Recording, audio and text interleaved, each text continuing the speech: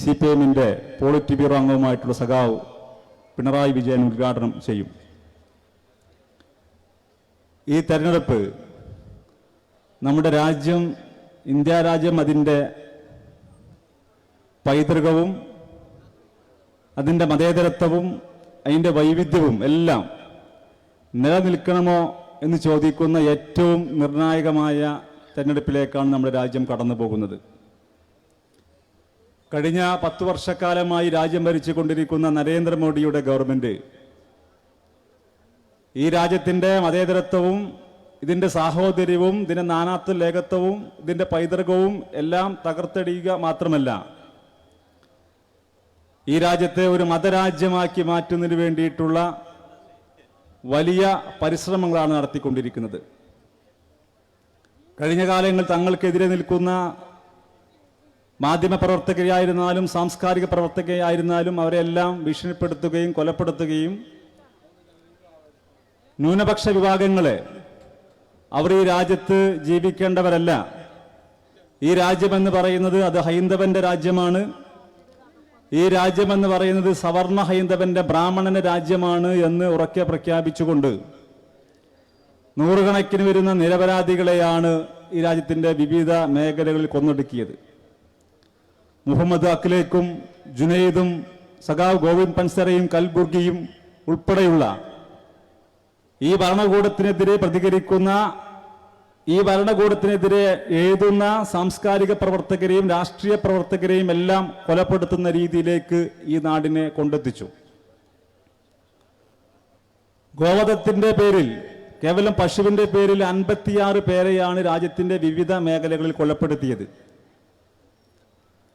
തങ്ങൾ ഇനിയും അധികാരത്തിൽ വന്നു കഴിഞ്ഞാൽ കഴിഞ്ഞ 5 വർഷം മുമ്പ് നരേന്ദ്രമോദിയും BJP-യും ഈ രാജ്യത്തോട് ചെയ്ത വാഗ്ദാനങ്ങൾ, ആ വാഗ്ദാനങ്ങളെല്ലാം ഉപേക്ഷിച്ച് കളഞ്ഞുകൊണ്ട്, അത് പെട്രോളിന്റെ ഡീസലിന്റെ വിലവർധനമായിരുന്നാലും നമ്മുടെയൊക്കെ അക്കൗണ്ടുകളിലേക്ക് പണം നിക്ഷേപിക്കുന്നതായിരുന്നാലും ആ വാഗ്ദാനങ്ങളെല്ലാം തള്ളിക്കൊണ്ട് ഈ ഇന്ത്യ എന്ന് പറയുന്ന രാജ്യം, ആ രാജ്യത്ത് BJP-ക്ക് ഭരിക്കുന്നതിന് വേണ്ടിയിട്ടുള്ള എല്ലാ നിലക്കുമുള്ള പാത ഒരുക്കുന്നതിന് വേണ്ടി പ്രതിപക്ഷ പാർട്ടികളെ പോലും വിലക്കെടുത്തുകൊണ്ട് ഈ രാജ്യത്ത് BJP-ക്കെതിരെ മത്സരിച്ച് വന്നിട്ടുള്ള ജനപ്രതിനിധികളെല്ലാം വിലക്കെടുത്തുകൊണ്ട് ഭൂരിപക്ഷം തെളിയിച്ചുകൊണ്ട്, അല്ലെങ്കിൽ രാഷ്ട്രപതിയെയും ഗവർണറെയും ഉപയോഗപ്പെടുത്തിക്കൊണ്ട് ഈ ഗവൺമെന്റിൽ നിൽക്കുന്ന സംസ്ഥാനങ്ങളെ വേട്ടയാടിക്കൊണ്ട് അതിൻ്റെ ജൈത്രയാത്ര തുടരുകയാണ്. ഇനിയും ഒരു തെരഞ്ഞെടുപ്പിലേക്ക് കടന്നു വന്നു കഴിഞ്ഞാൽ ഈ രാജ്യത്തെ മതന്യൂനപക്ഷങ്ങളെ വേട്ടയാടിക്കൊണ്ട് ഈ രാജ്യത്തിൽ നിന്ന് തന്നെ ഉന്മൂലനം ചെയ്യുന്നതിന് വേണ്ടിയിട്ടുള്ള വലിയ പരിശ്രമങ്ങളും പ്രവർത്തനങ്ങളുമാണ് നരേന്ദ്രമോദി നേതൃത്വത്തിലുള്ള BJP-യുടെ ഗവൺമെന്റും RSസും ഈ രാജ്യത്ത് നടപ്പിലാക്കാൻ പോകുന്നത്. അതുകൊണ്ട് തന്നെ BJP-ക്കെതിരെയുള്ള വലിയ ഒരു വികാരം നമ്മുടെ രാജ്യത്താകെ കടന്നു നിന്നിരിക്കുകയാണ്. ഈ കഴിഞ്ഞ 10 വർഷക്കാലത്ത് BJP-ക്കെതിരെ, മോഡിക്കെതിരെയുള്ള അവരുടെ ഈ ന്യൂനപക്ഷ വേട്ടയ്ക്കെതിരെ, വനിതകൾക്കെതിരെയുള്ള വേട്ടയ്ക്കെതിരെ, സാംസ്കാരിക രംഗത്തെ വേട്ടയ്ക്കെതിരെ എല്ലാം ഈ രാജ്യത്തെ തെരുവോരങ്ങളിൽ സമരം നയിച്ച് ആ സമര പോരാട്ടങ്ങളിൽ ഇന്ത്യയിൽ അടയാളപ്പെടുത്തിയിട്ടുള്ള സഖാവ് ആനി രാജയാണ് ഈ മണ്ഡലത്തിൽ മത്സരിക്കുന്നത്. ആനി രാജ അവിടെ മത്സരിക്കുമ്പോൾ നമുക്കറിയാം, എതിർ സ്ഥാനാർത്ഥിയായി മത്സരിക്കുന്നത് കഴിഞ്ഞ 5 വർഷക്കാലം വയനാട് പാർലമെന്റിനെ പ്രതിനിധീകരിച്ചിട്ടുള്ള MP തന്നെയാണ്. അദ്ദേഹത്തിന്റെ പ്രവർത്തനം നമുക്കറിയാം, ഒരു ദേശീയ നേതാവാണ്. സ്വാഭാവികമായും ഇത്തരം പ്രവർത്തനങ്ങളിൽ രാജ്യത്തെയാകെ സമര നേതൃത്വം കൊടുക്കേണ്ട ഈ മാന്യ വ്യക്തി ഒരു സമരരംഗത്തും ഉണ്ടായില്ല എന്ന് മാത്രമല്ല, ഈ പീഡിപ്പിക്കപ്പെടുന്ന ജനവിഭാഗത്തിന്റെ സമര പോരാട്ടങ്ങളിൽ നിന്ന് മാറി നിന്നുകൊണ്ട് മറ്റു രാജ്യങ്ങളിലേക്ക് വിദേശയാത്ര നടത്തുന്ന സാഹചര്യമാണ് നമ്മൾ കണ്ടത്.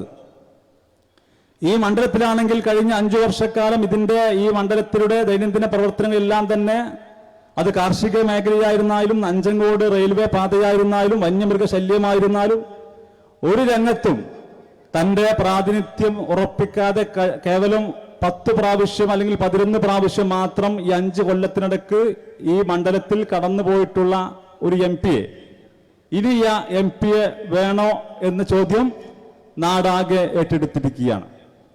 മാത്രമല്ല, കഴിഞ്ഞ 5 വർഷം മുമ്പ് അദ്ദേഹം രംഗത്ത് വന്നത് ഇന്ത്യയുടെ പ്രധാനമന്ത്രിയായിക്കൊണ്ടായിരുന്നു. ഇതാ ഇന്ത്യയുടെ പ്രധാനമന്ത്രിക്കൊരു വോട്ട് എന്ന് ചോദിച്ചുകൊണ്ടാണ് ഈ നാട്ടിലെ UDFന്റെ പ്രവർത്തകരാകെ ശ്രീമാൻ രാഹുൽ ഗാന്ധിക്ക് വേണ്ടി വോട്ട് അഭ്യർത്ഥിച്ചത്. പക്ഷേ അദ്ദേഹം പ്രധാനമന്ത്രിയായില്ല എന്ന് മാത്രമല്ല, ഈ കഴിഞ്ഞ 5 വർഷക്കാലം ഇന്ത്യയുടെ പ്രധാനമന്ത്രി ഉൾപ്പെടുന്ന ഭരണകൂടം ഇത്തരം പ്രവർത്തനങ്ങൾ, ന്യൂനപക്ഷ വേട്ട, വർഗീയത ഉൾപ്പെടെയുള്ള നമ്മുടെ പ്രിയപ്പെട്ട സ്ഥാനാർത്ഥി സഖാവ് ആനി രാജ നമ്മുടെ ഈ വേദിയിലേക്ക് കടന്നു വരുന്നുണ്ട്. ഇത്തരം പ്രവർത്തനങ്ങൾക്കാകെ പ്രതിഷേധം രേഖപ്പെടുത്താൻ ഇന്ത്യൻ പാർലമെന്റിലോ പുറത്തോ ഒരു ഇടപെടൽ നടത്താത്ത ഈ ഫാസിസ്റ്റ് വിരുദ്ധ, വർഗീയ വിരുദ്ധ നിലപാടിലേക്ക് തന്റെ ഒരു പ്രാതിനിധ്യവും വരുത്താത്ത ഈ മാന്യ വ്യക്തിയെ ഇനി ഈ പാർലമെന്റിലേക്ക് അയക്കേണ്ടതില്ല എന്ന് പൊതുവികാര രാഷ്ട്രീയത്തിനപ്പുറം ജനം ഏറ്റെടുത്തിട്ടുണ്ട്. നമ്മുടെ സ്ഥാനാർത്ഥി കഴിഞ്ഞ 1 മാസമായി മാർച്ച് 1 മുതൽ നമ്മുടെ മണ്ഡലത്തിൽ വിവിധ തരത്തിലുള്ള പര്യടനത്തിലാണ്. ഈ പര്യടനത്തിലെല്ലാം തന്നെ സ്ഥാനാർത്ഥിയെ കാണാനും പിന്തുണ അറിയിക്കാനും രാഷ്ട്രീയത്തിനപ്പുറം എല്ലാ വിഭാഗം ജനങ്ങളും അണിനിരക്കുകയും ഈ പ്രാവശ്യം ഞങ്ങൾ ഇന്ത്യൻ പാർലമെന്റിലേക്ക് സഖാവ് ആനി രാജയെ പറഞ്ഞയക്കാൻ ഞങ്ങൾ കൂടെയുണ്ട് എന്ന് പ്രഖ്യാപിക്കുകയും ചെയ്യുന്ന ഒരു വർത്തമാനകാല സാഹചര്യമാണ് നമുക്ക് മുമ്പിലുള്ളത്. ഞാൻ ദീർഘിപ്പിക്കുന്നില്ല. നമ്മുടെ ഈ പരിപാടി നേരത്തെ പറഞ്ഞ പോലെ തന്നെ അല്പസമയത്തിനുള്ളിൽ ബഹുമാന്യായ കേരളത്തിന്റെ മുഖ്യമന്ത്രി സഖാവ് പിണറായി വിജയൻ ഉദ്ഘാടനം ചെയ്യും. സഖാവിന്റെ അസാന്നിധ്യത്തിലും ഈ പരിപാടിയിലേക്ക് സഖാവ് പിണറായി വിജയനെ ആർഷമായി സ്വാഗതം ചെയ്യുകയാണ്. ഇതിൽ നമ്മോട് അഭിവാദ്യം ചെയ്ത് സംസാരിക്കുന്നത് CPIയുടെ സംസ്ഥാന അസിസ്റ്റന്റ് സെക്രട്ടറി സഖാവ് PP സുനീറാണ്. സഖാവിനെ ഈ പരിപാടിയിലേക്ക് സ്വാഗതം ചെയ്യുന്നു.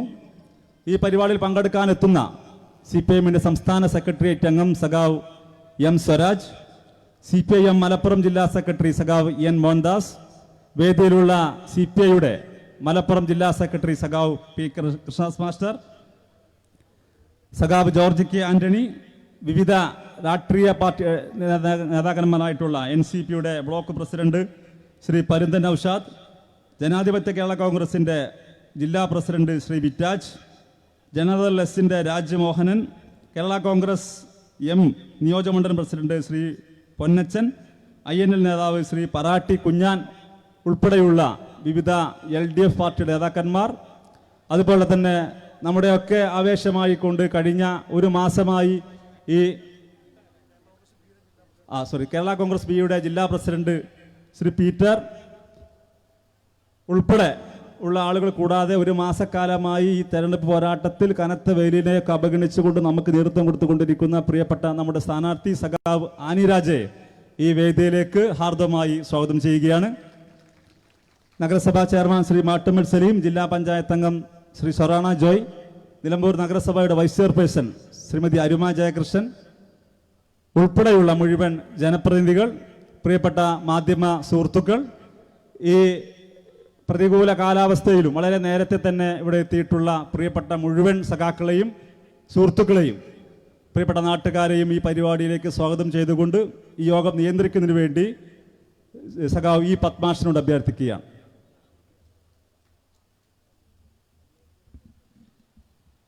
സഖാക്കളെ, LDFന്റെ മണ്ഡലം കമ്മിറ്റി നേതാക്കളും നമ്മുടെ ജനപ്രതിനിധികളും ഈ മുന്നിൽ തയ്യാറാക്കിയിട്ടുള്ള കസേരകളിൽ വന്നിരിക്കണം എന്ന് അഭ്യർത്ഥിക്കുകയാണ്. ഇപ്പോഴും കുറേ ആളുകൾ അപ്പുറത്ത് നിൽക്കുന്നുണ്ട്. ഈ യോഗത്തിൽ ആദ്യം സംസാരിക്കുന്നതിന് വേണ്ടി CPIയുടെ സംസ്ഥാന അസിസ്റ്റന്റ് സെക്രട്ടറി സഖാവ് PP സുനീറിനെ സ്നേഹാദരങ്ങളോടെ ക്ഷണിക്കുന്നു.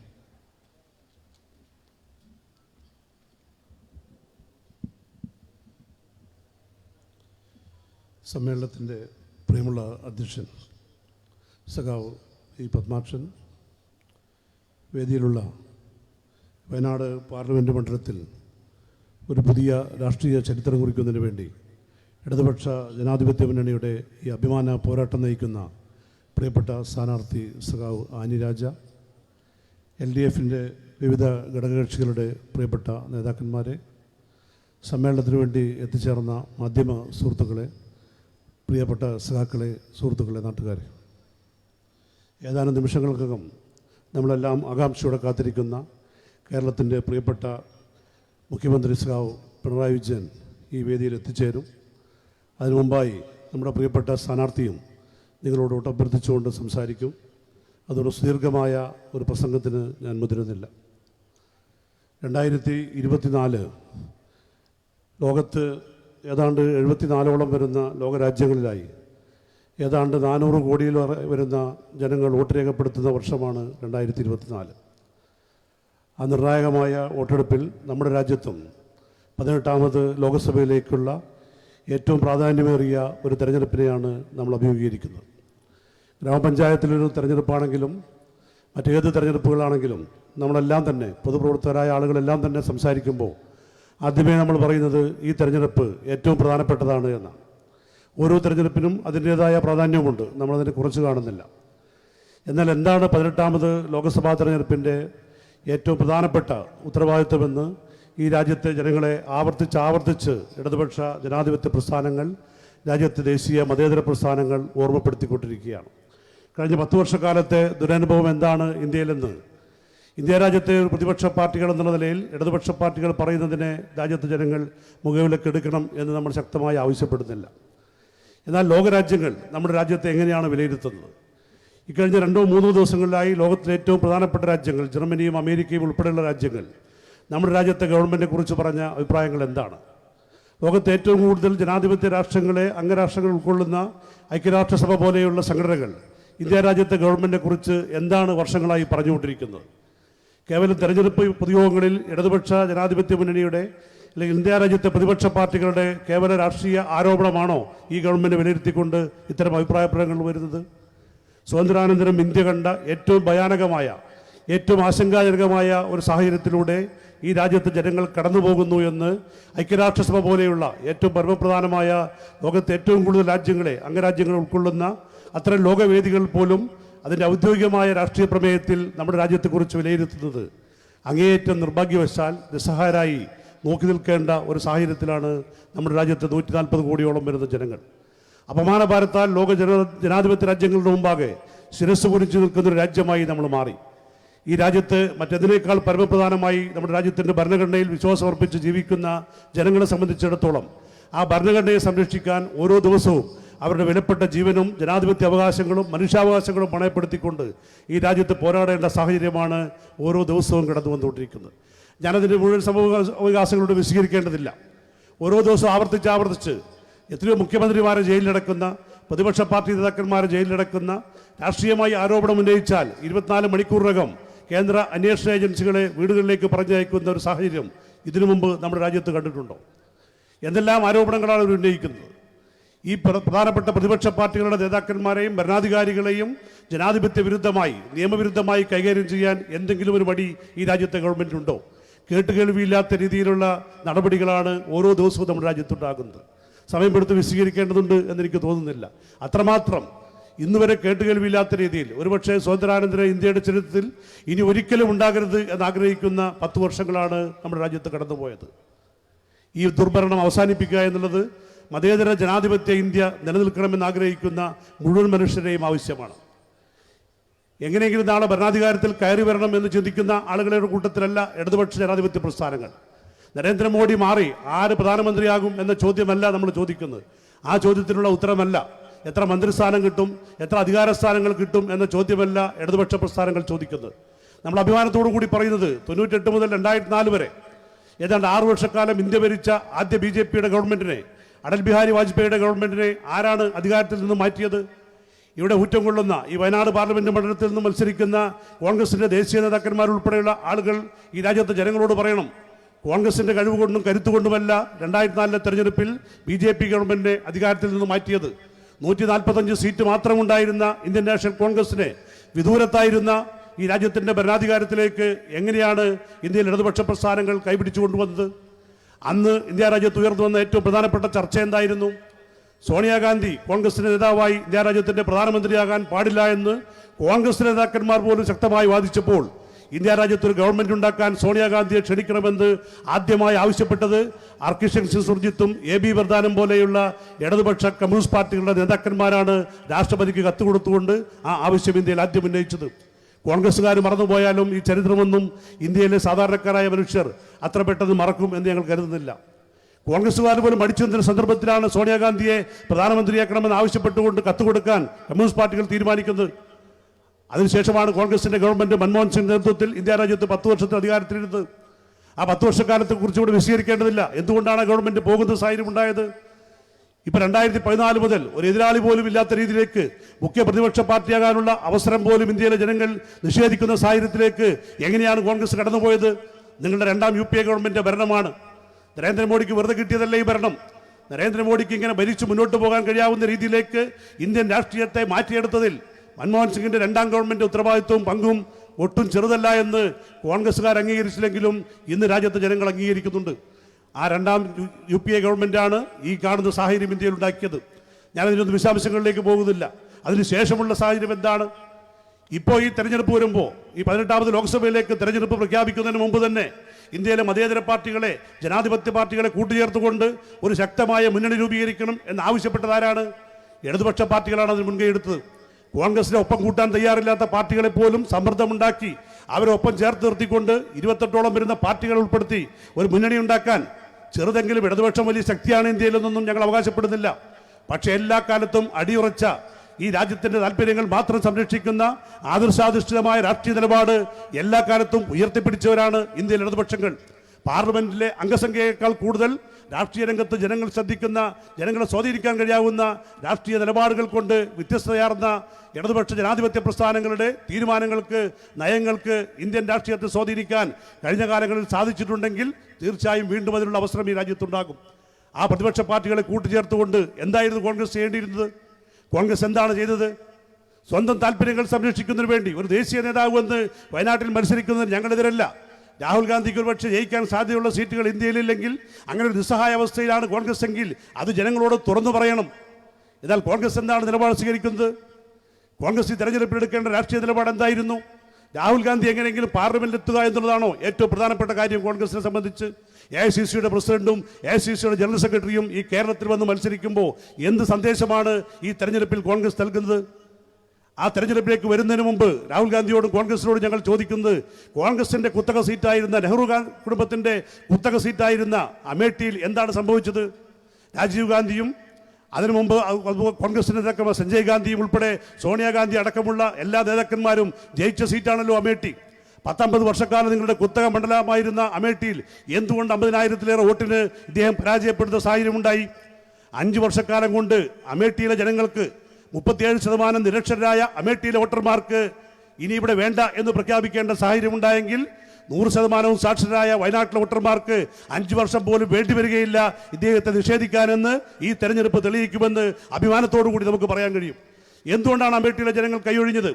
എന്തുകൊണ്ടാണ് ഉത്തരേന്ത്യയിൽ മരുന്നിന് കൂട്ടാൻ പോലും ഒരു സീറ്റ് ജയിക്കാത്ത സാഹചര്യത്തിലേക്ക് കോൺഗ്രസ് എത്തിയത്? ഈ തെരഞ്ഞെടുപ്പ് തന്നെ അതിന് ഏറ്റവും പ്രധാനപ്പെട്ട ഉദാഹരണമാണ്.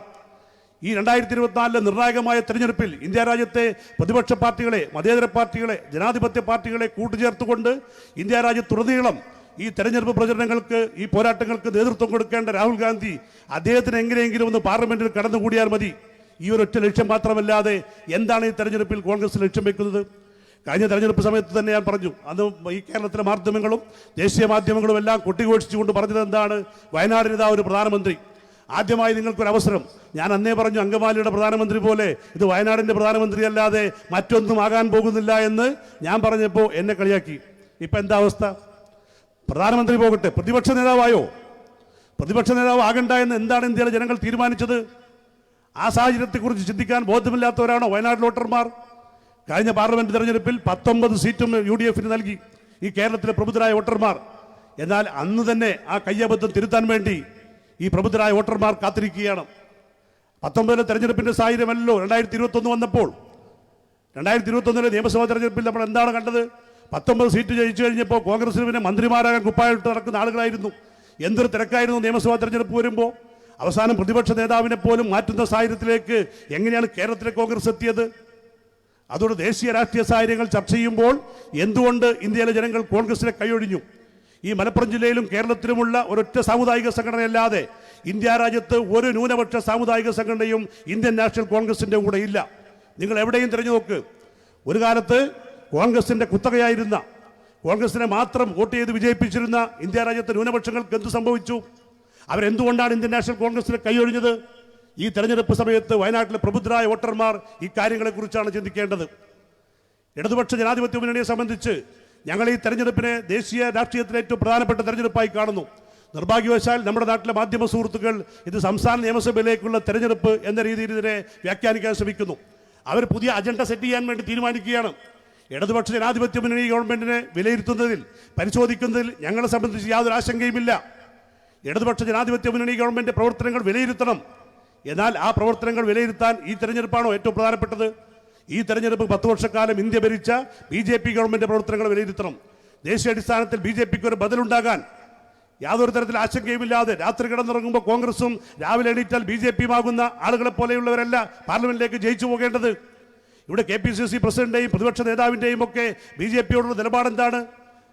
ഇവിടെ ന്യൂനപക്ഷങ്ങളുടെ വോട്ട് കോൺഗ്രസിന് നൽകണമെന്ന് ആവശ്യപ്പെടുന്ന ന്യൂനപക്ഷ സാമുദായിക സംഘടനകൾ പറയേണ്ടത് പൗരത്വ നിയമ ഭേദഗതിയിൽ എന്താണ് കോൺഗ്രസിന്റെ നിലപാട്?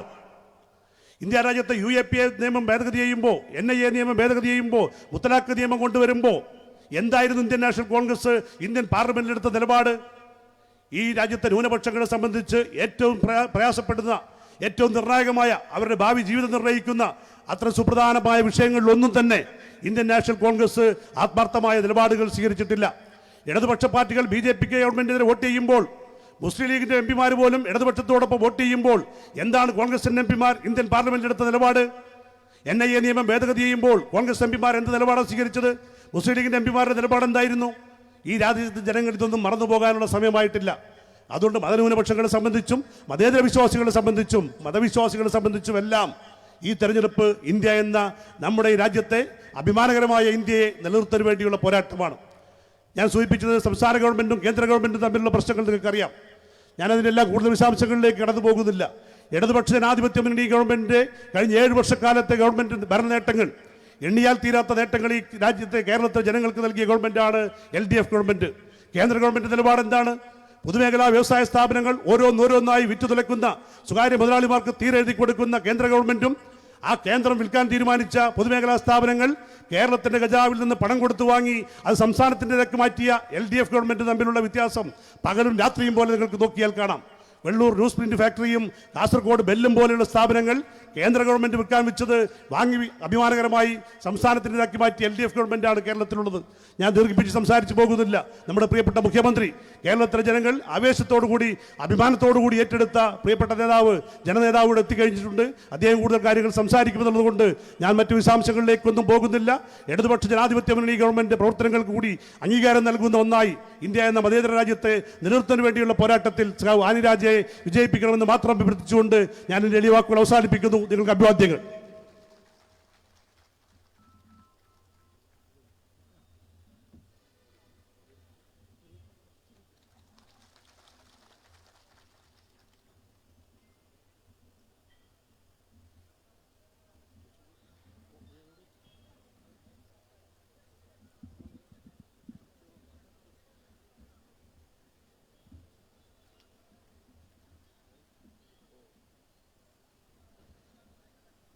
നിലമ്പൂർ നിയോജക മണ്ഡലം LDFിൻ്റെ തെരഞ്ഞെടുപ്പ് പൊതുയോഗം ഉദ്ഘാടനം ചെയ്തുകൊണ്ട് സംസാരിക്കുന്നതിന് വേണ്ടി കേരളത്തിൻ്റെ സമാരാധ്യനായ മുഖ്യമന്ത്രി സഖാവ് പിണറായി വിജയനെ സാദരം ക്ഷണിക്കുകയാണ്.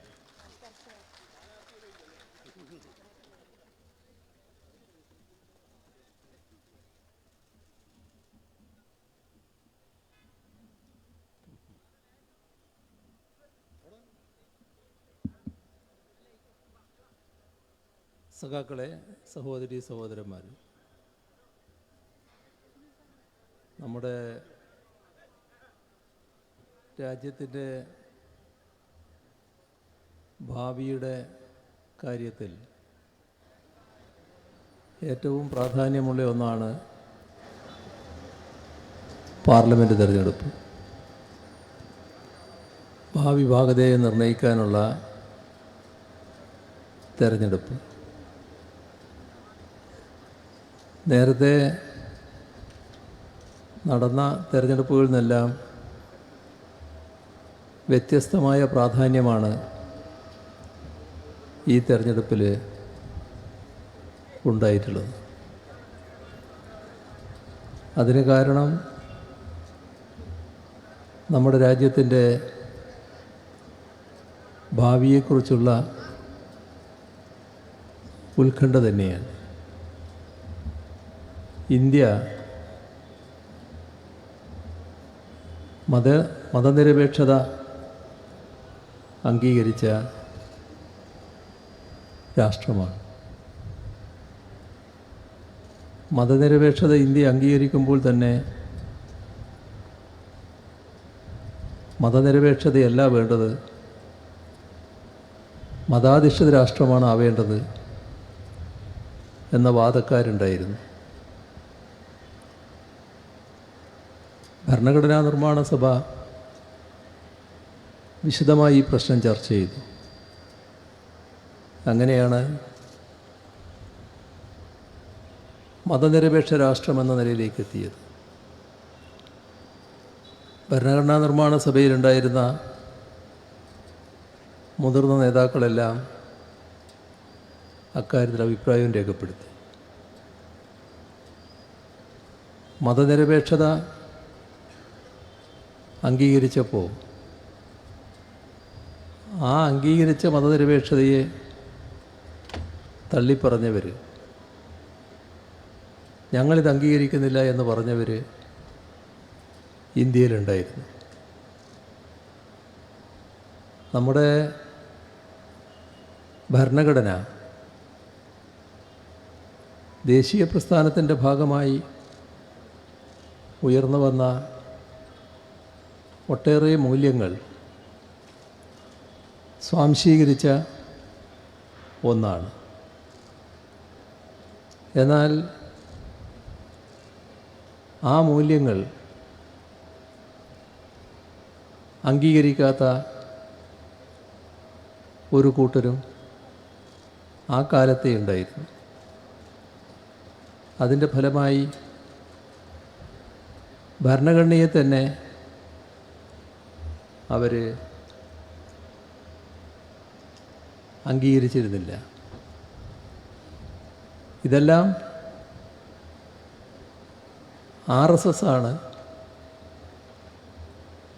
ഇത്തരമൊരു നിലപാടെടുത്തത് എന്ന് നാം കാണേണ്ടതുണ്ട്. മതനിരപേക്ഷത അംഗീകരിച്ചില്ല, ഭരണഘടനയോട് തന്നെ ഭരണഘടനയിൽ മനുവിൻ്റെ സൂക്തങ്ങളല്ല ഉൾക്കൊള്ളിച്ചത്, മനുവിൻ്റെ നിയമമാണ് ഹിന്ദു നിയമം. ഭരണഘടനാ പണ്ഡിതർക്ക് അത് മനസ്സിലാക്കാനായില്ല എന്നെല്ലാം പരസ്യ നിലപാടായിരുന്നു ഭരണഘടനയ്ക്കെതിരെ ഇവർ സ്വീകരിച്ചിരുന്നത്. ആ പ്രവർത്തനങ്ങൾ അവർ തുടർന്നു വന്നു. നിർഭാഗ്യവശാൽ നമ്മുടെ രാജ്യം ഈ അഭിപ്രായക്കാരെ നിയന്ത്രിക്കുന്ന അവസ്ഥയിലേക്ക് എത്തി. രാജ്യത്തിൻ്റെ ഭരണാധികാരം RSS നിയന്ത്രിക്കുന്ന BJP നേതൃത്വം കൊടുക്കുന്ന മുന്നണിയുടെ കയ്യിലായി. അതോടെ RSS ആഗ്രഹിക്കുന്ന കാര്യങ്ങൾ നടപ്പാക്കാനുള്ള ശ്രമങ്ങളാണ് ഉണ്ടായത്. അപ്പോൾ മതനിരപേക്ഷത തകർക്കാനുള്ള നീക്കങ്ങൾ ഇത് RSSൻ്റെ അജണ്ടയുടെ ഭാഗമായിട്ടുള്ളതാണ്. നമ്മുടെ രാജ്യം നല്ല ജനാധിപത്യം പുലരുന്നൊരു രാജ്യമാണ് എന്നാണ് ഇന്ത്യക്കാർ പൊതുവിൽ അഭിപ്രായപ്പെടാറുള്ളത്. പക്ഷേ ആ ജനാധിപത്യ വ്യവസ്ഥയെ അട്ടിമറിക്കാനുള്ള ബോധപൂർവമായ നീക്കങ്ങളാണ് നടക്കുന്നത്. ഇതിൻ്റെ ഫലമായി നമ്മുടെ രാജ്യത്തുള്ള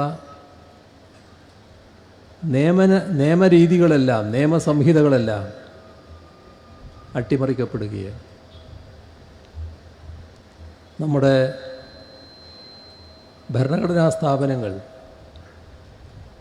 സാധാരണഗതിയിൽ സ്വതന്ത്രമായി പ്രവർത്തിക്കേണ്ടതാണ് എന്ന് നമ്മളെല്ലാം കാണുകയും പ്രതീക്ഷിക്കുകയും ചെയ്യുന്ന ആ സ്ഥാപനങ്ങളെ കൈപ്പിടിയിലൊതുക്കാനും അവയെ നോക്കുകുത്തികളാക്കി മാറ്റാനും ഉള്ള ശ്രമങ്ങൾ നടക്കുന്നു. എന്തിനധികം പറയുന്നു, ജുഡീഷ്യറിയെ പോലും സ്വതന്ത്രമായി പ്രവർത്തിക്കാൻ അനുവദിക്കാത്ത തരത്തിലുള്ള ഇടപെടലുകൾ ഉണ്ടാവുന്നു. നമ്മുടെ സ്വാതന്ത്ര്യം എന്നത് കേവലമായ ഒരു വാക്കല്ല, നാം അനുഭവിച്ചുകൊണ്ടിരിക്കുന്നൊരു കാര്യമാണ്. ഇന്ത്യയിൽ സ്വാതന്ത്ര്യമെന്ന് പറയുമ്പോൾ ഏത് മനുഷ്യനും തൻ്റെ വിശ്വാസത്തിനനുസരിച്ച് ജീവിക്കാനുള്ള അവകാശമുണ്ട്.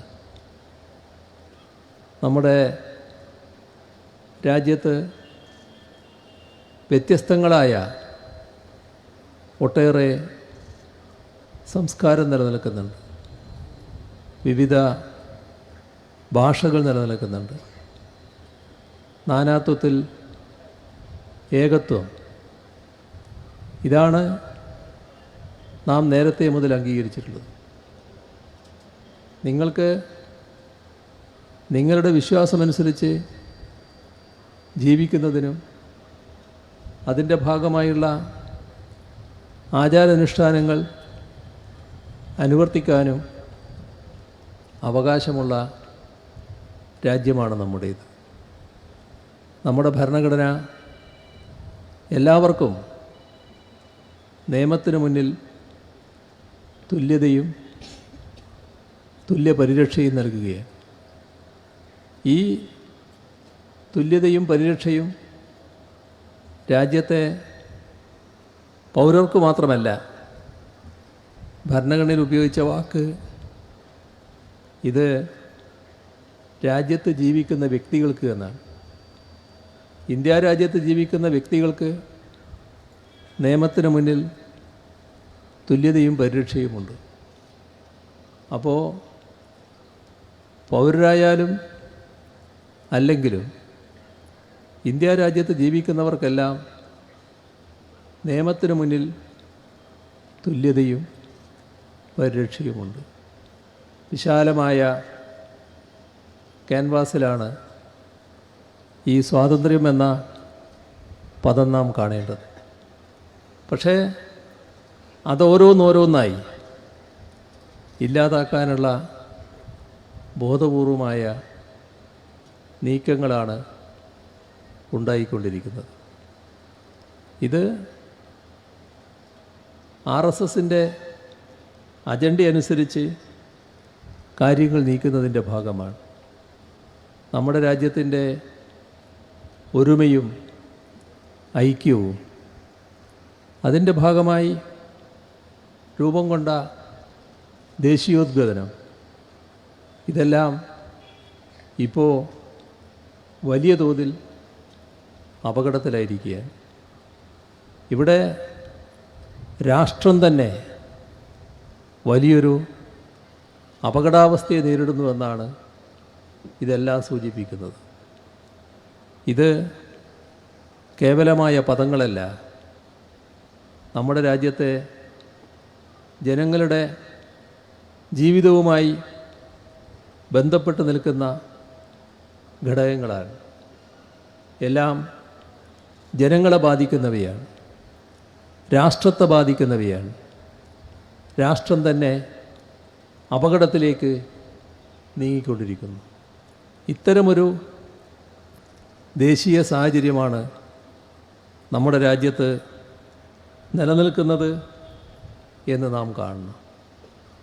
ഇവിടെ നാം ഓർക്കേണ്ട ഒരു കാര്യം, എങ്ങനെയാണ് BJPക്ക് ഈ രീതിയിൽ വളർന്നു വരാൻ രാജ്യത്ത് കഴിഞ്ഞത്? ആ കാര്യം പരിശോധിച്ചാൽ നമുക്ക് കാണാൻ കഴിയുന്നത്, ഒരു കാലത്ത് ചോദ്യം ചെയ്യപ്പെടാത്ത ശക്തിയായി എല്ലായിടങ്ങളിലും നിന്നിരുന്ന കോൺഗ്രസ് മെല്ലെ മെല്ലെ കോൺഗ്രസിൻ്റെ നിലപാടുകളിൽ വലിയ തോതിലുള്ള അയവുകൾ വരുത്താൻ തുടങ്ങി. അത് പിന്നീട് BJPയുടെ RSSൻ്റെ നിലപാടുകളുമായി താദാത്മ്യം പ്രാപിക്കുന്നിടത്തേക്ക് എത്തി. RSSൻ്റെ നിലപാടുകൾ അതേപോലെ ആവർത്തിക്കുന്ന കോൺഗ്രസ് നേതാക്കൾ പലരും അഖിലേന്ത്യാ നേതൃത്വത്തിൽ തന്നെ ഉണ്ടായി. ഇവിടെ നമ്മുടെ രാജ്യത്തിൻ്റെ പൊതുവായ നിലപാടുകളെ കോൺഗ്രസ് എങ്ങനെ കൈകാര്യം ചെയ്തു എന്ന് ഓർത്താൽ മതി.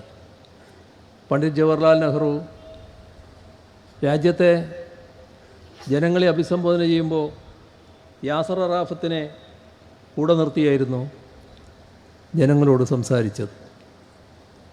അന്ന് ഇന്ത്യ ഗവൺമെൻറ്റിനും കോൺഗ്രസ്സിനും വ്യക്തമായ നിലപാടുണ്ടായിരുന്നു. അത് പാലസ്തീനോടൊപ്പമായിരുന്നു. നമ്മുടെ രാജ്യം പാലസ്തീനോടൊപ്പമായിരുന്നു. നാം ഇസ്രയേലിനെ അംഗീകരിച്ചതേയില്ല. കാലം മാറി, നെഹ്റുവിൻ്റെ കാലം കഴിഞ്ഞു, പിന്നെയും കാലം പിന്നിട്ടു. നരസിംഹറാവു കോൺഗ്രസിൻ്റെ പ്രധാനമന്ത്രിയായി വന്നു.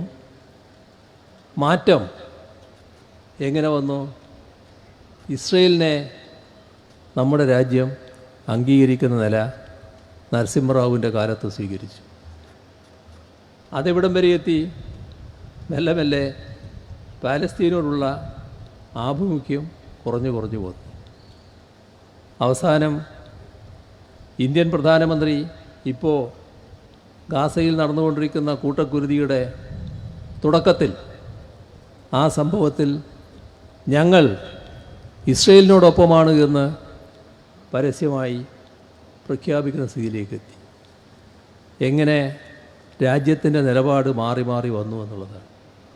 ഈ മാറ്റത്തിൽ പ്രധാന പങ്ക് കോൺഗ്രസ് വഹിച്ചു എന്നത് കാണേണ്ടതായിട്ടുണ്ട്.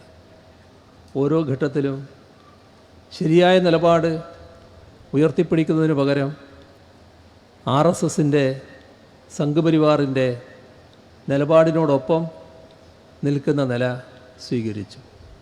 ഇത് പാലസ്തീൻ്റെ പ്രശ്നമാണെങ്കിൽ രാജ്യത്തിനകത്തുള്ള പ്രശ്നങ്ങൾ, ഞാനതിൻ്റെ വിശദാംശങ്ങളിലേക്ക് ഇപ്പോൾ പോകുന്നില്ല. പക്ഷേ എല്ലാവരുടെയും മനസ്സിൽ ഒരുപാട് കാര്യങ്ങളുണ്ടാവും.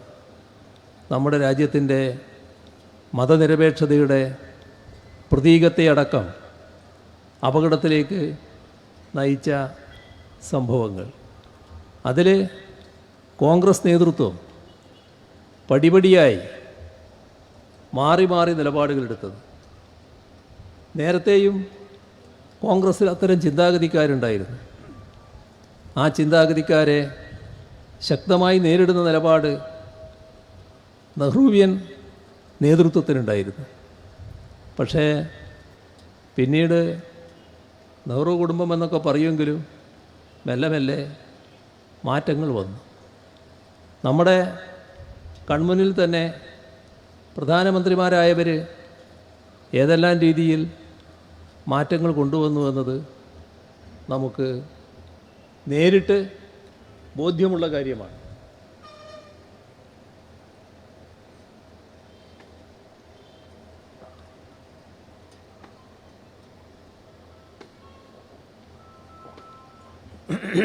നരസിംഹറാവുവിൻ്റെ കാര്യം എല്ലാവർക്കും അറിയാം.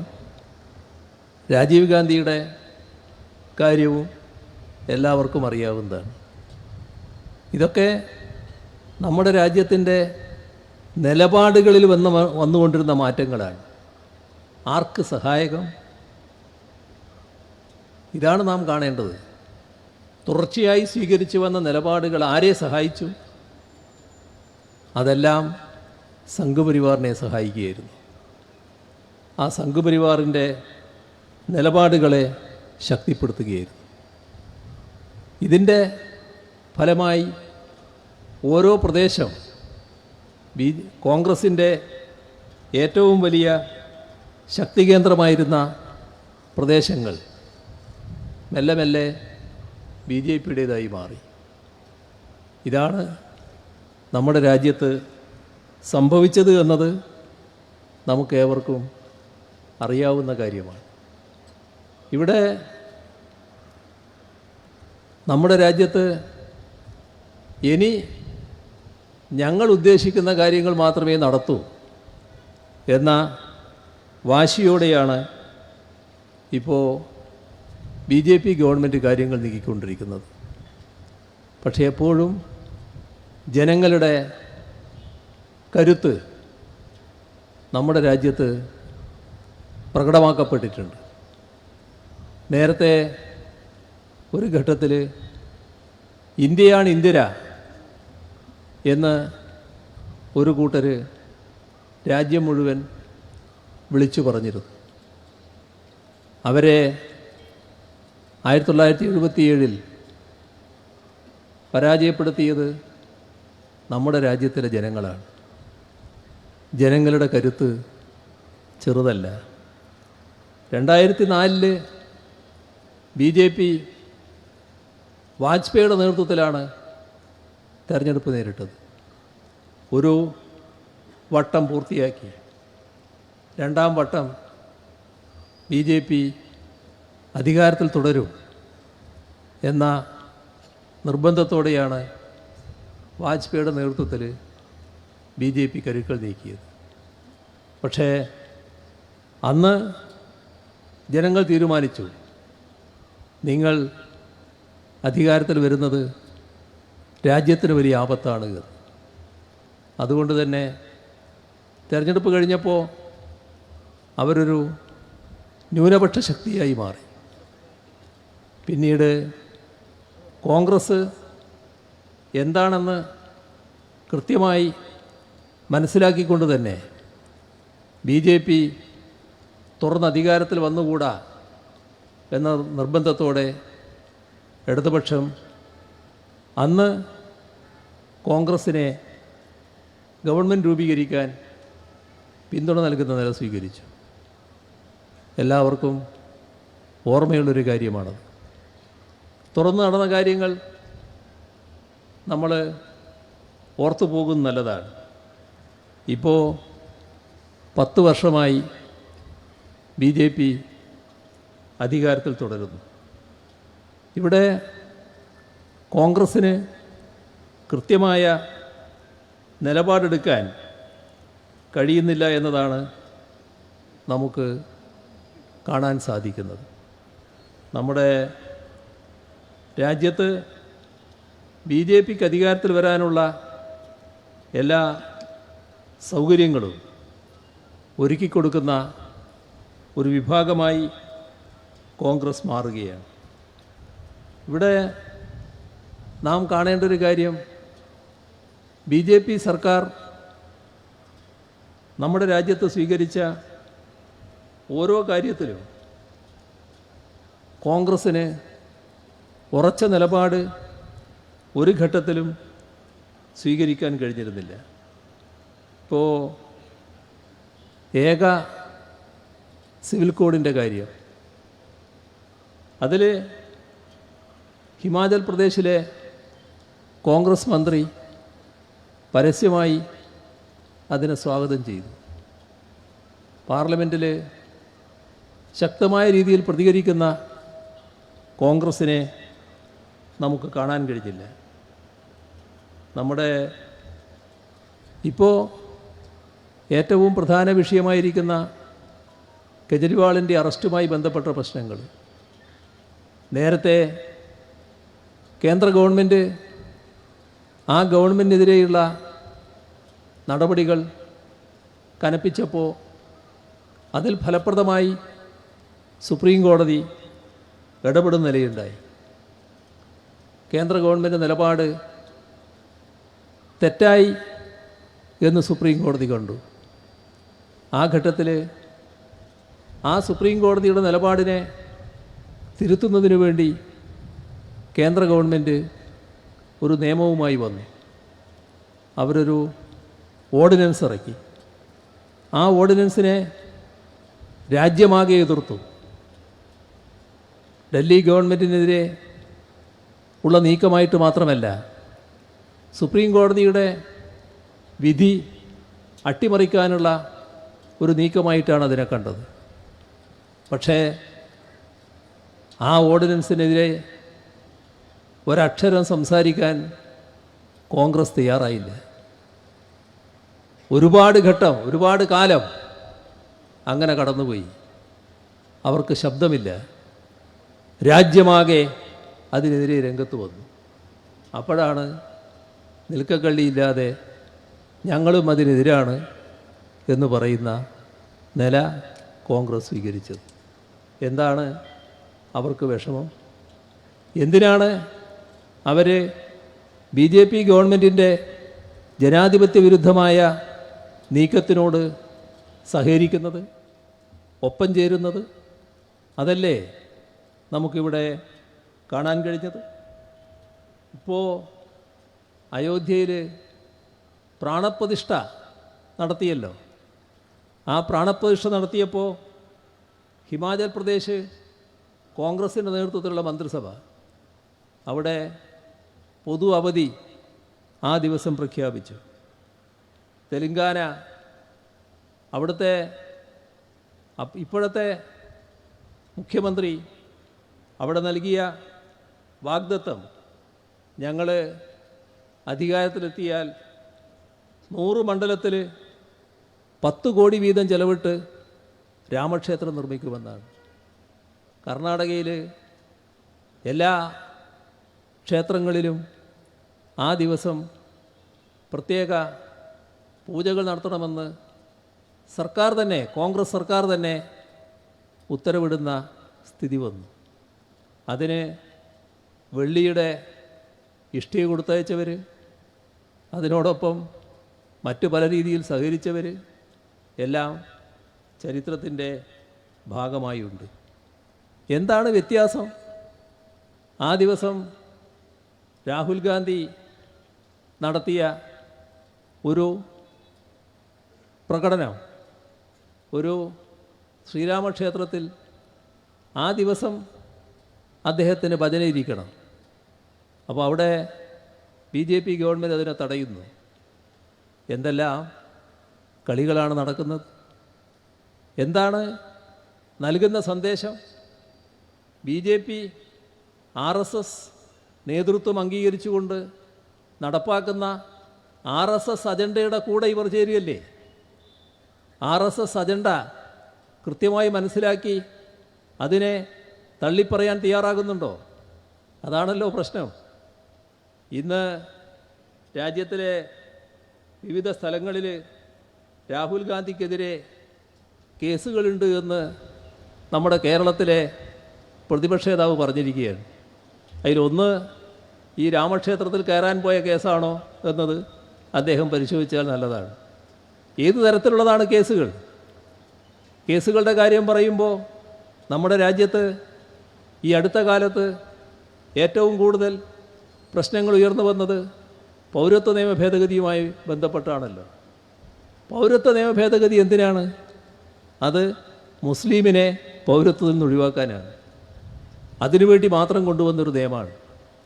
അങ്ങനെയൊരു നിയമം വന്നപ്പോൾ എന്തേ കോൺഗ്രസ് നിശബ്ദത പാലിച്ചത്? ഇപ്പോഴല്ല, 4 വർഷം മുൻപ് നിയമം വന്നപ്പോൾ രാജ്യത്താകെ എതിർപ്പുണ്ടായല്ലോ. കേരളത്തിൽ ആദ്യഘട്ടത്തിൽ സഹകരിച്ചു. ഇവിടെ എല്ലാവരും കൂടി ചേർന്നുള്ള പ്രതിഷേധം നമ്മുടെ തിരുവനന്തപുരം പാളയത്തിൽ രക്തസാക്ഷി മണ്ഡപത്തിൽ പ്രതിഷേധ സംഗമം നമ്മൾ സംഘടിപ്പിച്ചു. പ്രതിപക്ഷ നേതാവും എല്ലാം വന്നു. വിവിധ കക്ഷി നേതാക്കളുണ്ടായി. നാടിൻ്റെ എല്ലാ വിഭാഗവും ഉണ്ടായി. തുറന്ന്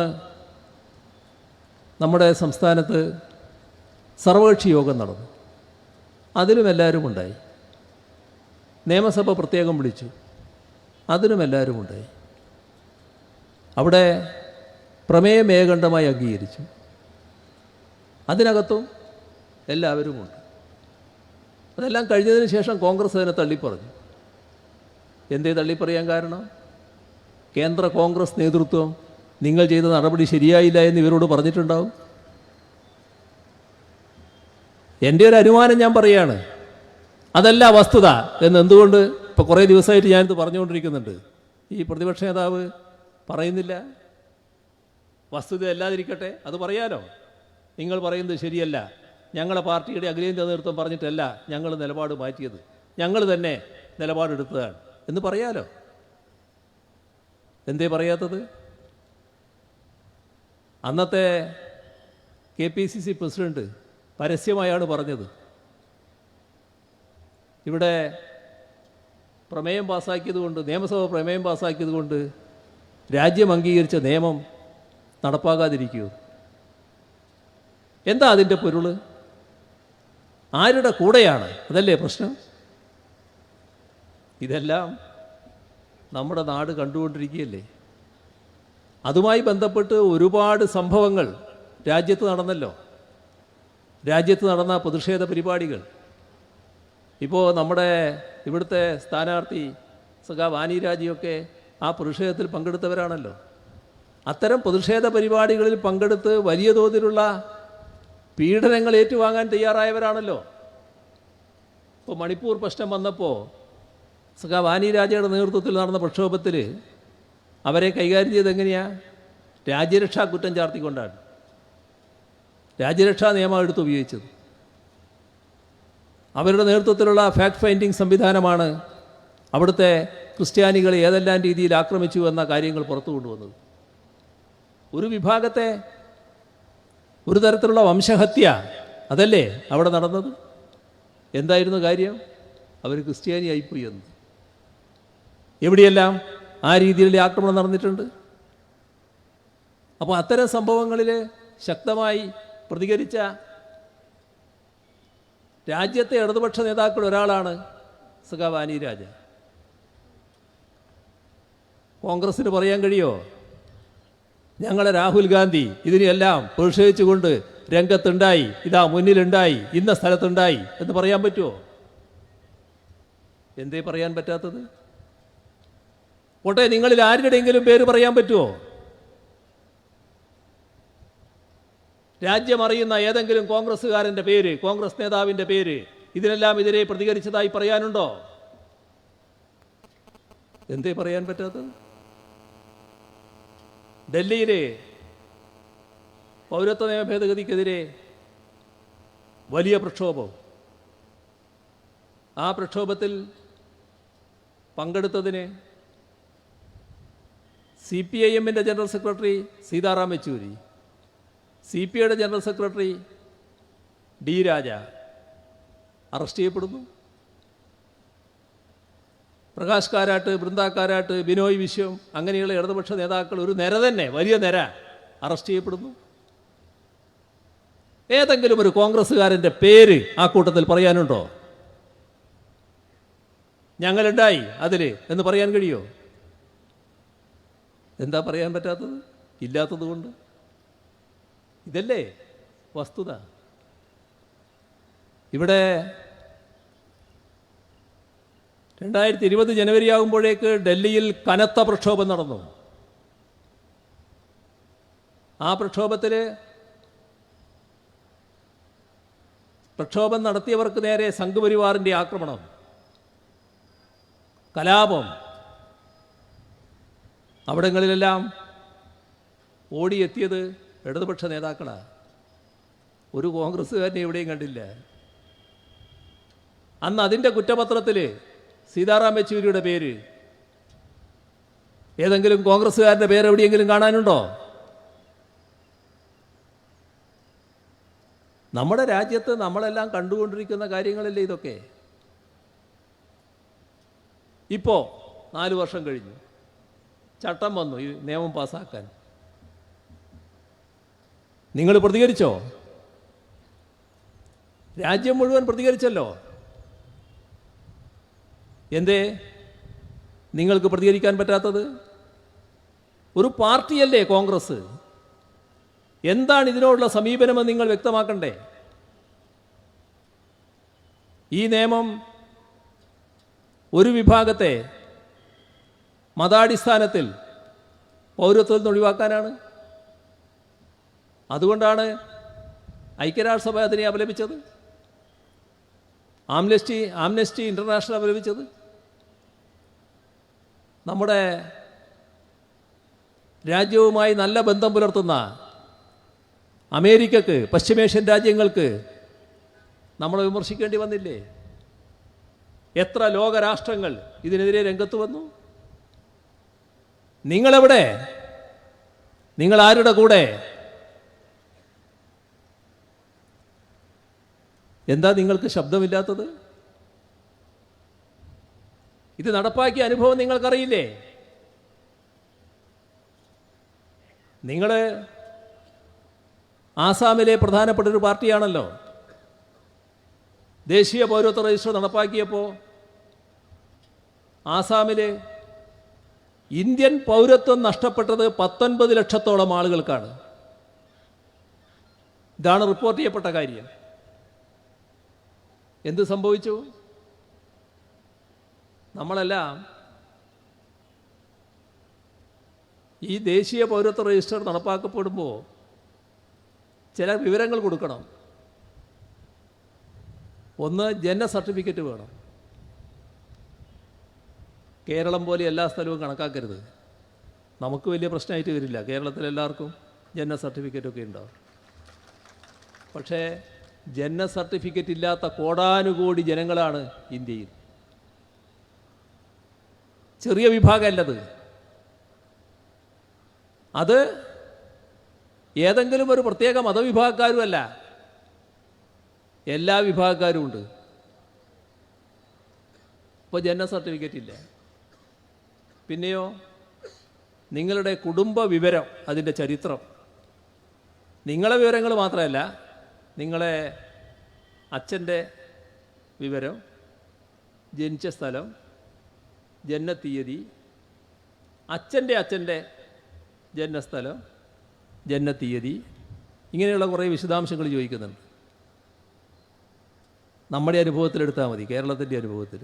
കേരളത്തിൽ ഇതെല്ലാം കൃത്യമായി അറിയുന്നവരാണോ എല്ലാവരും? എല്ലാവരെയാണ് നമ്മൾ കണക്കാക്കേണ്ടത്.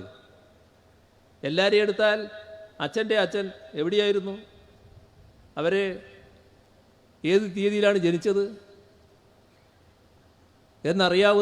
എന്നറിയാത്ത എത്ര പേര് നമ്മുടെ കേരളത്തിൽ തന്നെ ഉണ്ടാവും?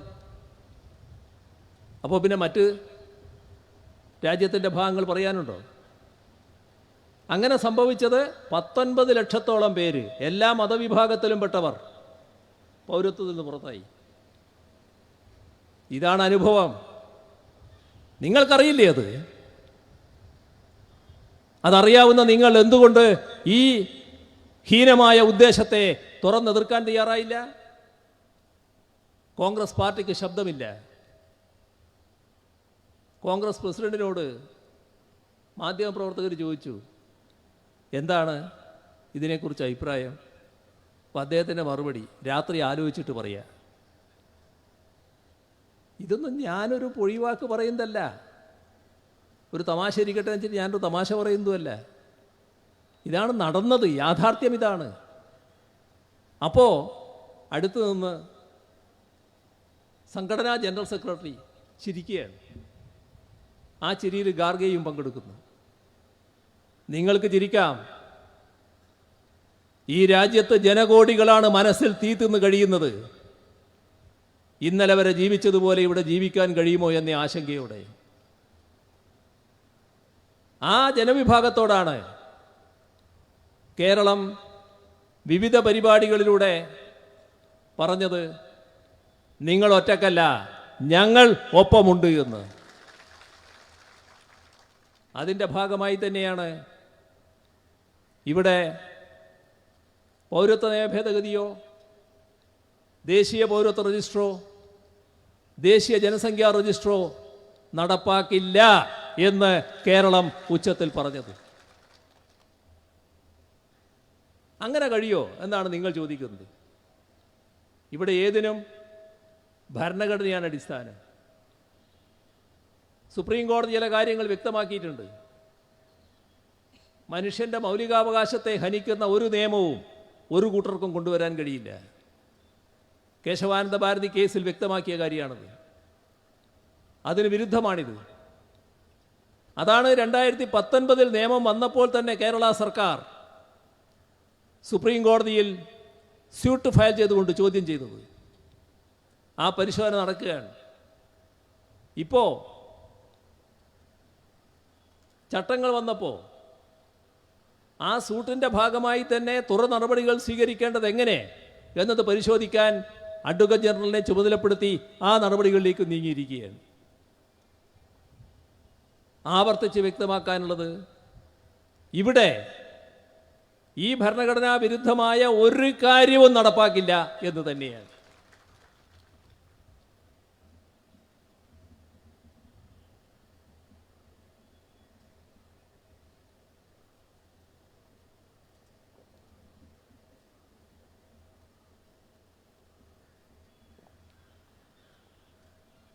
നമ്മുടെ രാജ്യത്ത് ജനങ്ങളെ ബാധിക്കുന്ന ഒട്ടേറെ പ്രശ്നങ്ങൾ ഈ ഘട്ടത്തിൽ ഉയർന്നു വന്നല്ലോ. അതിലൊക്കെ കൃത്യമായ നിലപാട് സ്വീകരിക്കാൻ കോൺഗ്രസ്സിന് കഴിഞ്ഞോ എന്നുള്ളതാണ് ഗൗരവമായ പ്രശ്നം. ഞാൻ പറഞ്ഞു ഏക സിവിൽ കോഡിൻ്റെ കാര്യം. ഏക സിവിൽ കോഡ് മുസ്ലിമിനെ മാത്രം ബാധിക്കുന്ന കാര്യമല്ല എന്ന് അടുത്ത ദിവസം ക്രൈസ്തവ സഭയുടെ ഒരു മുഖമാസികയായ സത്യദീപം അവരുടെ മുഖലേഖനത്തിൽ വെളിപ്പെടുത്തി. കാരണം നമ്മുടെ രാജ്യം വിവിധ വിഭാഗങ്ങളുടെ രാഷ്ട്രമാണ്. വിവിധ സംസ്കാരങ്ങളുണ്ട്, വിവിധങ്ങളായ വ്യക്തി നിയമങ്ങളുണ്ട്. ഇതെല്ലാം ഒന്നേ പാടുള്ളൂ എന്ന് പറയുന്നത് മുസ്ലിമിനെ മാത്രമല്ല ബാധിക്കുക, ഇത്തരത്തിലുള്ള എല്ലാ വിഭാഗത്തെയും ബാധിക്കുന്നതാണ് എന്നാണ് സത്യദീപം ചൂണ്ടിക്കാണിച്ചത്. സ്വാഗതാർഹമായ നിലപാടാണത്. അതാണ് വസ്തുത. ആ കാര്യത്തിൽ കൃത്യമായ നിലപാട് കോൺഗ്രസ്സിന് സ്വീകരിക്കാൻ കഴിഞ്ഞിരുന്നില്ല എന്നത് നാം ഗൗരവമായി കാണേണ്ടതാണ്. NIA ഭേദഗതി ബില്ല് വന്നു. NIA ഭേദഗതി ബില്ല് ആ നിയമം കൂടുതൽ കടുപ്പിക്കാനായിരുന്നു. എന്താണ് അതിൻ്റെ ഉദ്ദേശമെന്ന് എല്ലാവർക്കും അറിയാം. പക്ഷേ അതുമായി ബന്ധപ്പെട്ട് സാങ്കേതികമായി എതിർത്തു എന്ന് പറയാം. പക്ഷേ പിന്നീട് മൂലയിൽ ഒളിക്കുന്ന അവസ്ഥയാണ് കോൺഗ്രസ് സ്വീകരിച്ചത്. എന്താണ് അവർക്ക് പ്രയാസം ഇത്തരം കാര്യങ്ങളിൽ? ഇപ്പോൾ UAPA ബിൽ നമ്മുടെ രാജ്യത്തെ ഒരു കരുനിയമമാണത്. ആ കരുനിയമം കൂടുതൽ കരുനിയമമാക്കാൻ, കൂടുതൽ ശക്തിപ്പെടുത്താൻ ഭേദഗതിയുമായി ഇന്ത്യ ഗവൺമെൻറ് വന്നു. നമ്മുടെ ലോക്സഭയിലുള്ള കേരളത്തിൽ നിന്നുള്ള ഒരു പാർലമെൻറ്റ് മെമ്പറുടെ ശബ്ദം മാത്രമേ ആ ഘട്ടത്തിൽ അവിടെ ഉയർന്നുള്ളൂ. അത് ആലപ്പുഴയിൽ നിന്നുള്ള AM ആരിഫിൻ്റെ ശബ്ദമായിരുന്നു. എന്തേ കോൺഗ്രസിൽ നിന്ന് ആരുടെയും ശബ്ദം ഉയരാതിരുന്നത്? എന്താണ് ഇവർക്ക് പറ്റുന്നത്? അത്തരമൊരു നിയമത്തിനെ എല്ലാ ഘട്ടത്തിലും എതിർക്കാൻ കോൺഗ്രസ് ഉണ്ടാവണ്ടേ? പക്ഷേ BJP കൊണ്ടുവന്ന ആ നിലപാടിനെ അംഗീകരിക്കുന്ന നടപടിയാണ് കോൺഗ്രസിൻ്റെ ഭാഗത്തുണ്ടായത്. ഇപ്പം നമ്മുടെ രാജ്യത്ത് ഒരു സംസ്ഥാന പദവി എടുത്തു കളഞ്ഞ പ്രശ്നം എത്ര ലാഘവത്തോടെയാണ് കൈകാര്യം ചെയ്ത് നോക്കണം. പാർലമെൻ്ററി നടപടിക്രമമനുസരിച്ച് ഒരു വിഷയം പാർലമെൻറ്റിൽ അവതരിപ്പിക്കുന്നത് മുൻകൂട്ടി അംഗങ്ങളെ അറിയിക്കും. ഏറ്റവും ചുരുങ്ങിയത് തലേ ദിവസമെങ്കിലും അറിയിക്കും. ഒരറിയിപ്പും ഉണ്ടായില്ല. പെട്ടെന്ന് സഭയിൽ ആഭ്യന്തരമന്ത്രി എഴുന്നേറ്റ് നിൽക്കുന്നു, ഒരു കടലാസ് എടുത്ത് വായിക്കുന്നു, കാശ്മീർ സംസ്ഥാനമല്ലാതാകുന്നു. അതിനെ എതിർക്കേണ്ട രീതിയിൽ എതിർത്തോ? കോൺഗ്രസിൻ്റെ ശബ്ദം നല്ല രീതിയിൽ ഉയർന്നോ? ഭരണഘടനയുടെ 370-ാം വകുപ്പ് റദ്ദ് ചെയ്യുന്നതിന് സാധാരണ സ്വീകരിക്കേണ്ട നടപടിക്രമങ്ങൾ പാലിച്ചോ? സംസ്ഥാനമല്ലാതാക്കുമ്പോൾ അതിന് ചെയ്യേണ്ട മുന്നൊരുക്കങ്ങൾ എടുത്തോ? ഇതെല്ലാമായിട്ടും എന്തേ കോൺഗ്രസ്സിന് ശക്തമായി പ്രതിഷേധിക്കാൻ പറ്റാതിരുന്നത്? നിങ്ങളിൽ ചിലർ ഇത് നന്നായി എന്ന് പറഞ്ഞവരില്ലേ? അതല്ലേ നിങ്ങളുടെ മനോഭാവം? BJPയുടെ നിലപാടിനെ അഭിനന്ദിച്ച എത്ര പേര് നിങ്ങളുടെ കൂട്ടത്തിലുണ്ട് എന്ന് നിങ്ങൾ തന്നെ പരിശോധിക്കണം. ഇവിടെ കോൺഗ്രസ് എന്ന് പറയുന്നത് ഒരു പാർട്ടി എന്ന നിലയിൽ തന്നെ BJPയെ സഹായിച്ചുകൊണ്ടിരിക്കുന്നൊരു വിഭാഗമാണ് എന്ന് നാം കാണുന്നു. ഇത്തരത്തിലുള്ള സഹായങ്ങൾ മാത്രമല്ല, ഇപ്പോൾ ഒരുപാട് സംസ്ഥാനങ്ങൾ കോൺഗ്രസ് അധികാരത്തിലേറി പിന്നെ BJP അധികാരത്തിൽ ഏൽപ്പിച്ചതായി കാണാൻ നമുക്ക് കഴിയും. അരുണാചൽ പ്രദേശ് 2016 അവിടെയുള്ള 60 സീറ്റിൽ 44 സീറ്റ് കോൺഗ്രസിന്. എന്തൊരു ഭൂരിപക്ഷമാണെന്ന് നോക്കണം. 60-ൽ 44. പക്ഷേ ആ 44-ൽ 43 പേർ മുഖ്യമന്ത്രി അടക്കം BJPയോടൊപ്പം എന്നുള്ള ഒരു സഖ്യകക്ഷിയിൽ ആദ്യം ചേർന്നു. 2-3 മാസത്തെ ഇടവേളയ്ക്ക് ശേഷം 5 മാസത്തെ ഇടവേളയ്ക്ക് ശേഷം അവരെല്ലാം BJPയായി.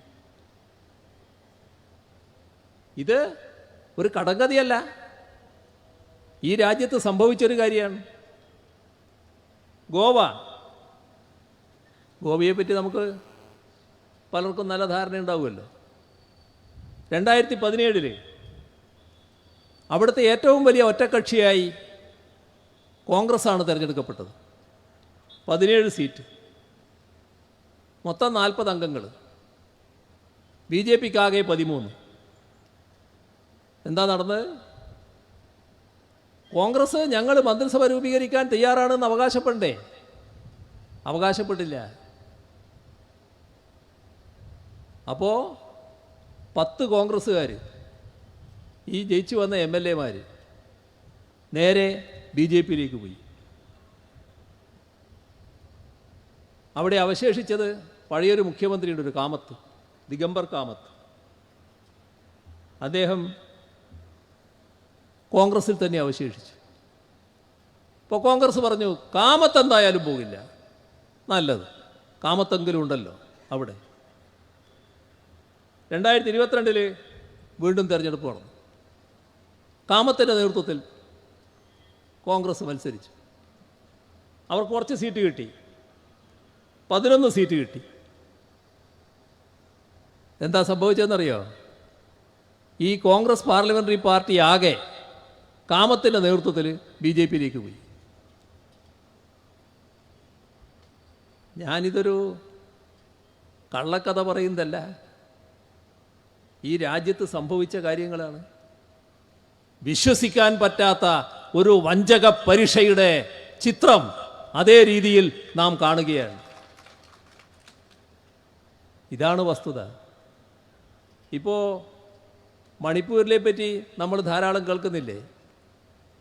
മണിപ്പൂരിൽ 2017 അവിടുത്തെ 60 അംഗ നിയമസഭയിൽ കോൺഗ്രസ് ആയിരുന്നു ഏറ്റവും വലിയ ഒറ്റക്കക്ഷി.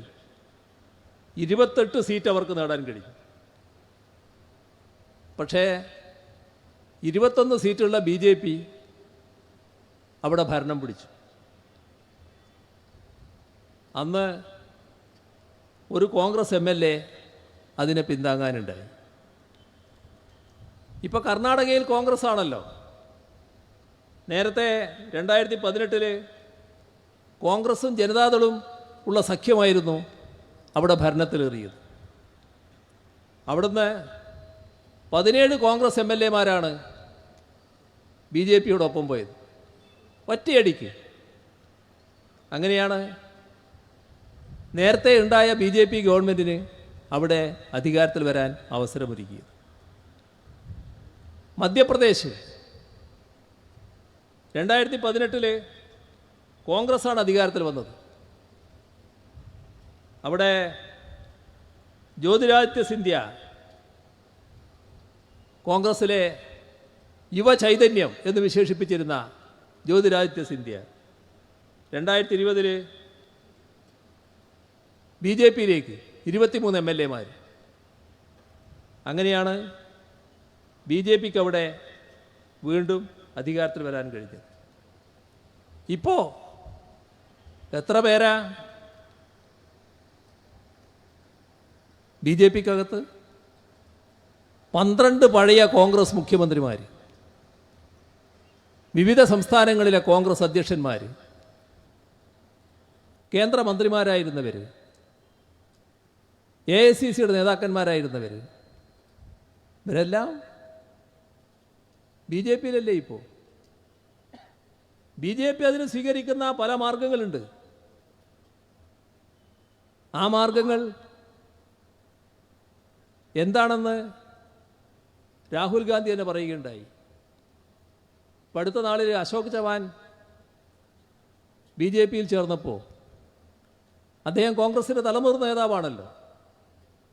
രാഹുൽ ഗാന്ധി പരസ്യമായി പറയാണ്, അമ്മയെ വിളിച്ചു പറഞ്ഞു ജയിലിൽ പോകേണ്ടി വരും, ജയിലിൽ പോകാൻ കഴിയില്ല, ഞാൻ BJPയിലേക്ക് പോവുകയാണ്. അത് കരഞ്ഞുകൊണ്ടാണ് പറഞ്ഞത്. എന്താണ് രാഹുൽ നൽകിയ സന്ദേശം അതിലൂടെ?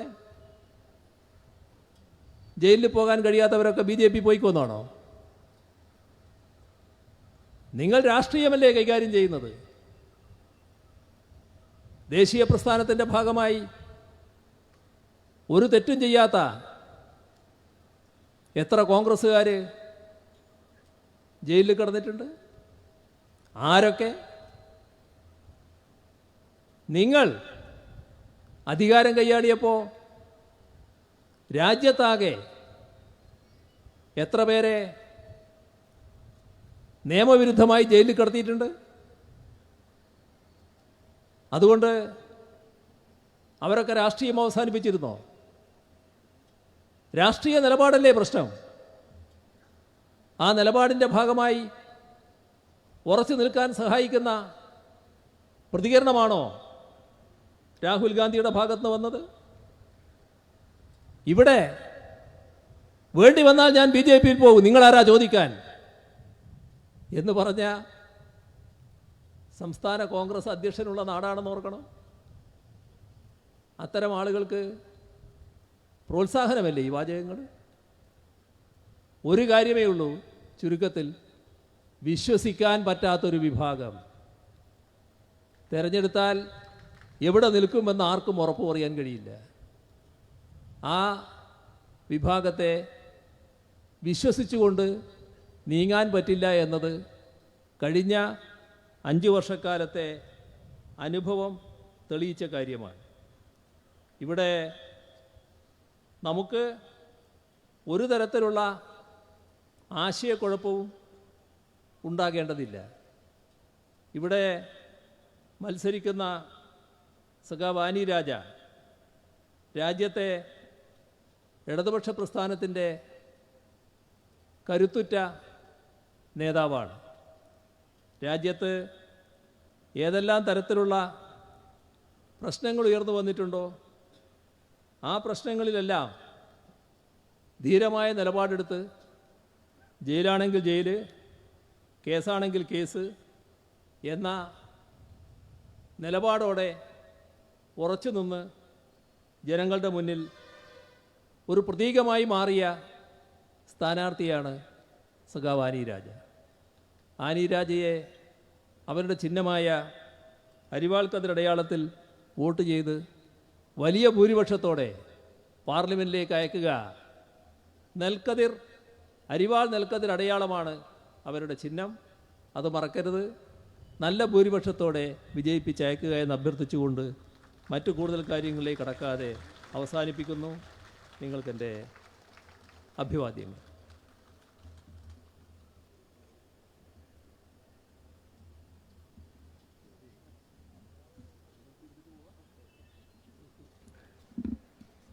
നമ്മുടെ വയനാട് മണ്ഡലത്തിൻ്റെ ചരിത്രം തിരുത്തിക്കുറിക്കാൻ നിയുക്തയായ ഇടതുപക്ഷത്തിൻ്റെ ദേശീയ നേതാവ് കൂടിയായ ഇതിനകം തന്നെ ഈ മണ്ഡലത്തിലെ ജനങ്ങൾ നെഞ്ചേറ്റിയ നമ്മുടെ പ്രിയപ്പെട്ട സ്ഥാനാർത്ഥി സഖാവ് ആനി രാജ നിങ്ങളോട് സംസാരിക്കുന്നു.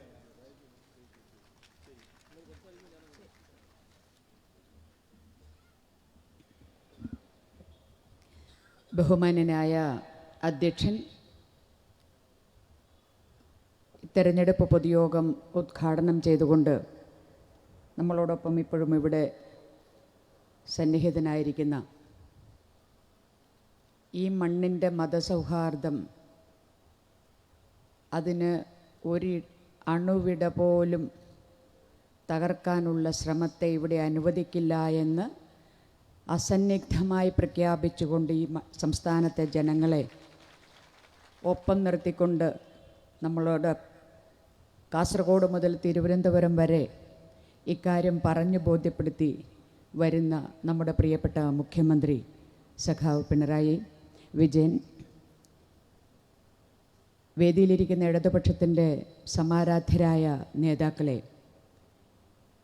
ഈ തിരഞ്ഞെടുപ്പ് പൊതുയോഗത്തിൽ പങ്കെടുക്കുന്ന എൻ്റെ പ്രിയപ്പെട്ട സഖാക്കളെ, സഹോദരീ സഹോദരന്മാരെ, നല്ലവരായ നാട്ടുകാരെ, നിങ്ങൾക്കെല്ലാവർക്കും എൻ്റെ നമസ്കാരം.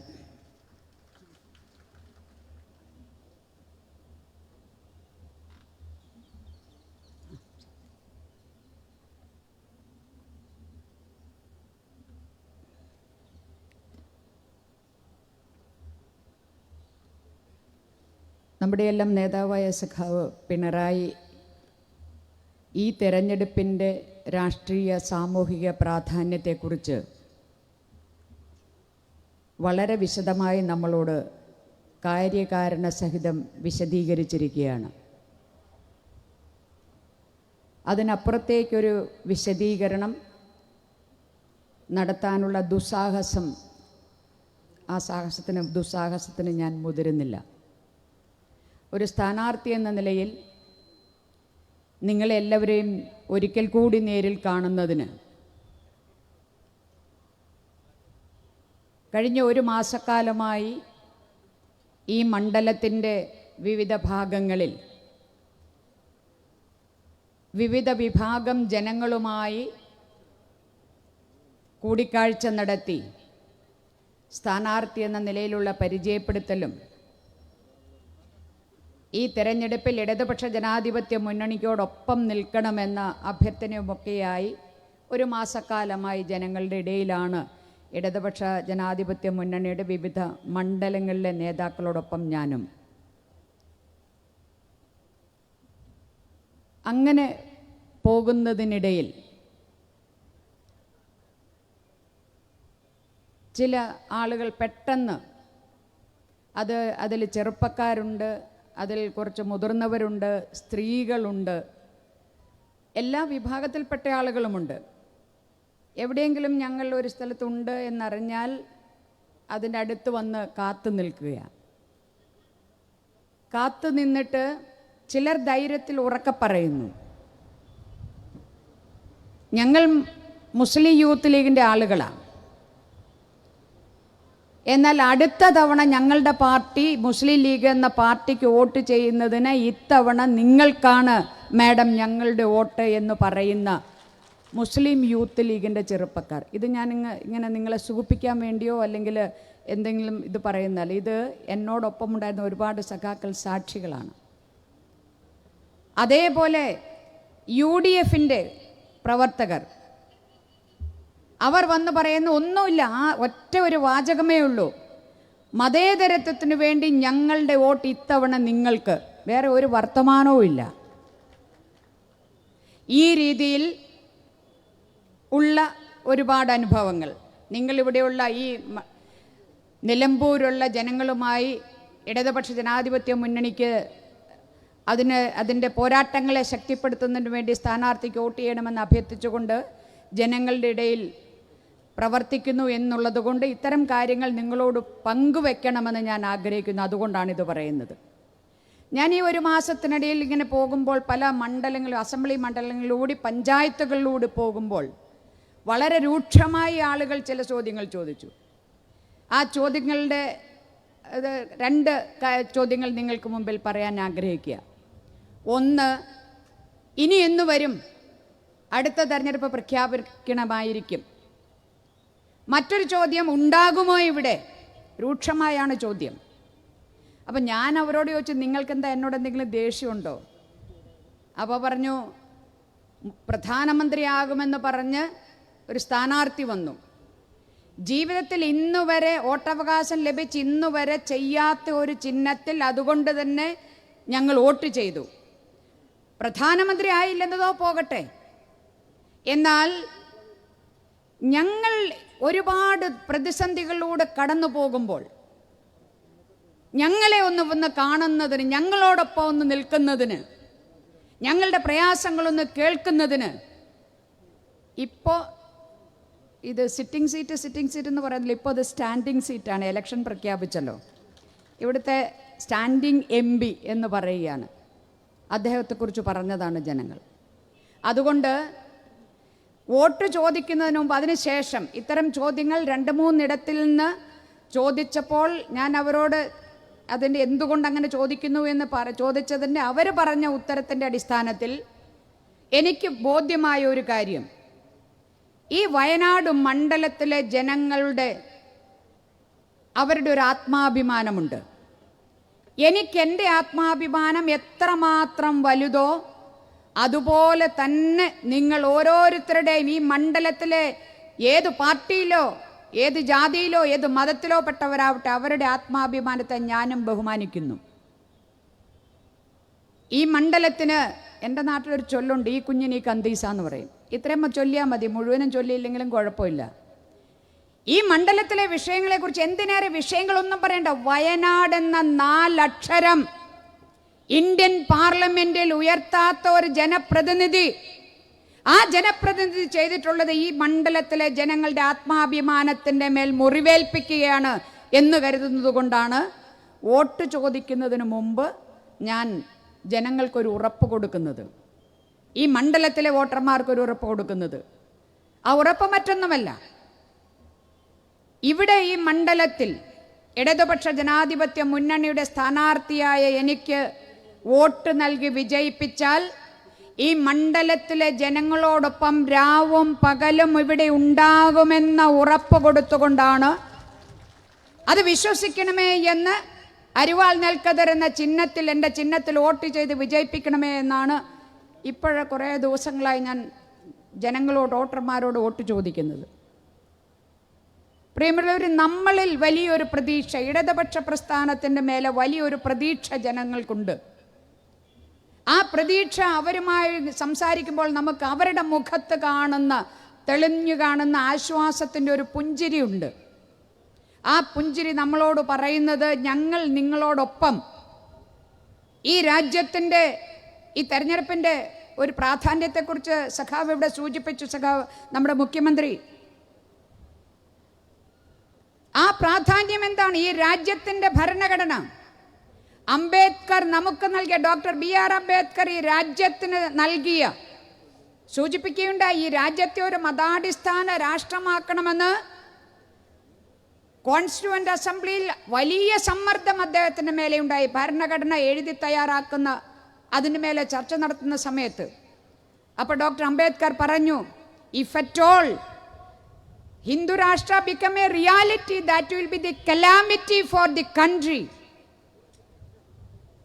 ഹിന്ദു രാഷ്ട്ര ഒരു മതാടിസ്ഥാന ഭരണഘടന ഈ രാജ്യത്തുണ്ടായാൽ, ഒരു ഹിന്ദു രാഷ്ട്രം ഈ രാജ്യത്ത് അങ്ങനെ ഒരു സാഹചര്യം വന്നാൽ ഈ രാജ്യത്തിൻ്റെ ഏറ്റവും വലിയ ദുരന്തമായിരിക്കും അത് എന്ന് ദീർഘവീക്ഷണത്തോടെ മുൻകൂട്ടി അറിഞ്ഞതുകൊണ്ടാണ് നമ്മുടെ ഭരണഘടന ഒരു മതേതര ജനാധിപത്യ ഭരണഘടന ആക്കി നമുക്ക് തന്നത് ഡോക്ടർ അംബേദ്കർ.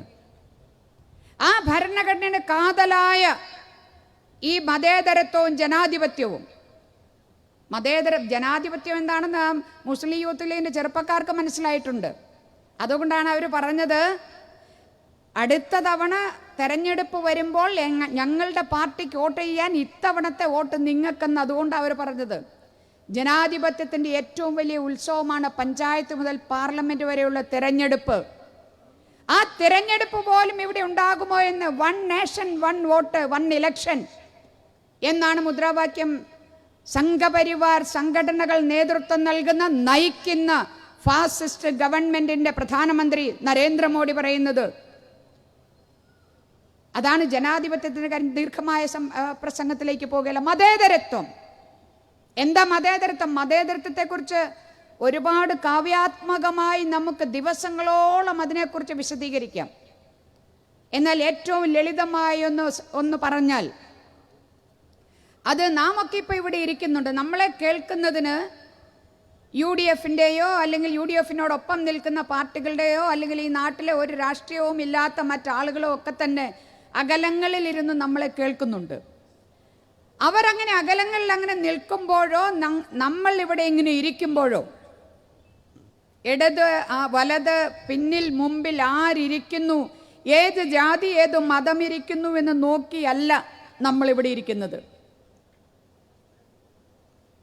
നമ്മുടെ നാട്ടിലൊരു ആഘോഷം വന്നാൽ, ഒരു അമ്പലത്തിൽ ഉത്സവം വന്നാൽ, ക്ഷേത്രത്തിൽ ഉത്സവം വന്നാൽ, പള്ളിയിൽ പെരുന്നാൾ വന്നാൽ, അല്ലെങ്കിൽ നോമ്പ് തുറന്നാൽ, എന്തിന് നമ്മുടെ വീട്ടിലൊരു വിവാഹം നടക്കുന്നുവെങ്കിൽ, നമ്മുടെ വീട്ടിലെ കുഞ്ഞിൻ്റെ പിറന്നാളെങ്കിൽ, ആ പിറന്നാളിന് കേക്ക് വാങ്ങാൻ കാശില്ലായെങ്കിൽ ഒരു പിടി അരി അല്ലെങ്കിൽ സേമിയ എടുത്തു വെച്ച് പായസമുണ്ടാക്കി, അടുത്ത വീട്ടുകാരെ നമ്മുടെ വീട്ടിലേക്ക് വിളിച്ചില്ല എങ്കിലും കൊച്ചു പാത്രത്തിലാക്കി കുറേശ്ശെ ആ പായസം അവർക്ക് കൂടി കൊടുത്തുകൊണ്ട് നമ്മളും കഴിക്കുന്ന ഒരു സാമൂഹിക ജീവിതമുണ്ട് നമ്മുടെ. എന്തിനാ നമ്മുടെ നാട്ടിൽ ഒരു വീട്ടിൽ എന്തെങ്കിലും ഒരു ദുഃഖം വരികയാണ്, അങ്ങോട്ടേക്ക് നമ്മൾ പോകും. ഏത് ജാതിയിൽപ്പെട്ടയാളുടെ ഏത് മതത്തിൽപ്പെട്ടയാളുടെ വീട്ടിൽ ദുഃഖം വന്നു എന്ന് നോക്കിയല്ല നമ്മൾ പോകുന്നത്. നമ്മൾ അങ്ങോട്ടേക്ക് പോകുന്നത് ആ കുടുംബത്തിൻ്റെ ദുഃഖം പകർന്നെടുത്തുകൊണ്ട് അവർക്കൊരാശ്വാസം കൊടുക്കുന്നതിന്, ആ ദുഃഖത്തിൻ്റെ സമയത്ത് അവരോടൊപ്പം നിങ്ങളോടൊപ്പം ഞങ്ങളുമുണ്ട് എന്നൊന്ന് പറയാതെ പറയുന്നതിന്, അതിനാണ് നമ്മൾ അങ്ങനെ പോകുന്നത്. നമ്മുടെ ഈ സാമൂഹിക ജീവിതത്തിൻ്റെ മറ്റൊരു പേരാണ് മതേതരത്വം. അപ്പം നമ്മുടെ ഈ സാമൂഹിക ജീവിതമാകുന്ന മതേതരത്വത്തെ കുഴിച്ചു മൂടുന്നതിനുള്ള ആയുധമായാണ് പൗരത്വ ഭേദഗതി നിയമം നടപ്പിലാക്കാൻ വേണ്ടി സംഘപരിവാർ നേതൃത്വം നൽകുന്ന BJP നരേന്ദ്രമോദി ഗവൺമെന്റ് ഇവിടെ തുടക്കം കുറിച്ചിരിക്കുന്നത്. നിസ്കരിക്കുന്ന മുസ്ലിമിനെ പുറകിൽ നിന്ന് ചവിട്ടുന്ന പോലീസുകാർ നമ്മൾക്ക് വേണമോ? നമ്മൾ ആലോചിക്കേണ്ട വിഷയമാണ്. കൊന്തയും കുരിശുമിട്ടുകൊണ്ട് നടന്നു പോകുന്ന കന്യാസ്ത്രീയോട് നിങ്ങൾ അവരുടെ കൊന്ത വലിച്ചു പൊട്ടിക്കുന്നു, അവരുടെ മറച്ചിരിക്കുന്ന ശിരോവസ്ത്രം അത് വലിച്ചു മാറ്റുന്നു. പുരോഹിതന്മാരെ അച്ചോ ബഹുമാനത്തോടെ വിളിക്കുന്നതാണ്. അങ്ങനെ വിളിക്കാൻ പാടില്ല. അങ്ങനെ ഒരു രാജ്യമാണോ നമുക്കിവിടെ വേണ്ടത്? അതിനെല്ലാം ഒത്താശ ചെയ്യുന്ന, അതെല്ലാം നിശബ്ദമായി നോക്കി നിൽക്കുന്ന, മുള്ളയുടെ കഴുത്ത് കണ്ടിക്കുമെന്ന് സംഘപരിവാർ സംഘങ്ങൾ ചേർന്നുകൊണ്ട് പാർലമെന്റിന്റെ തൊട്ടു മുന്നിൽ നിന്ന് പോലീസ് സ്റ്റേഷൻ അടുത്ത് നിന്ന് മുദ്രാവാക്യം വിളിച്ചുകൊണ്ട് അവർ വെല്ലുവിളിക്കുക. നോക്കി നിൽക്കുന്നവരെ ഡൽഹിയിലായിട്ട് നടക്കുന്നത് പോലീസുകാർ, ഉയർന്ന പോലീസ് ഉദ്യോഗസ്ഥർ അതിനെ ചലഞ്ച് ചെയ്തുകൊണ്ട് അതേ പോലീസ് സ്റ്റേഷനിൽ കേസ് ഫയൽ ചെയ്ത് FIR ഇടുവിച്ചവരാണ് ഇടതുപക്ഷ മഹിളാ സംഘടനകൾ.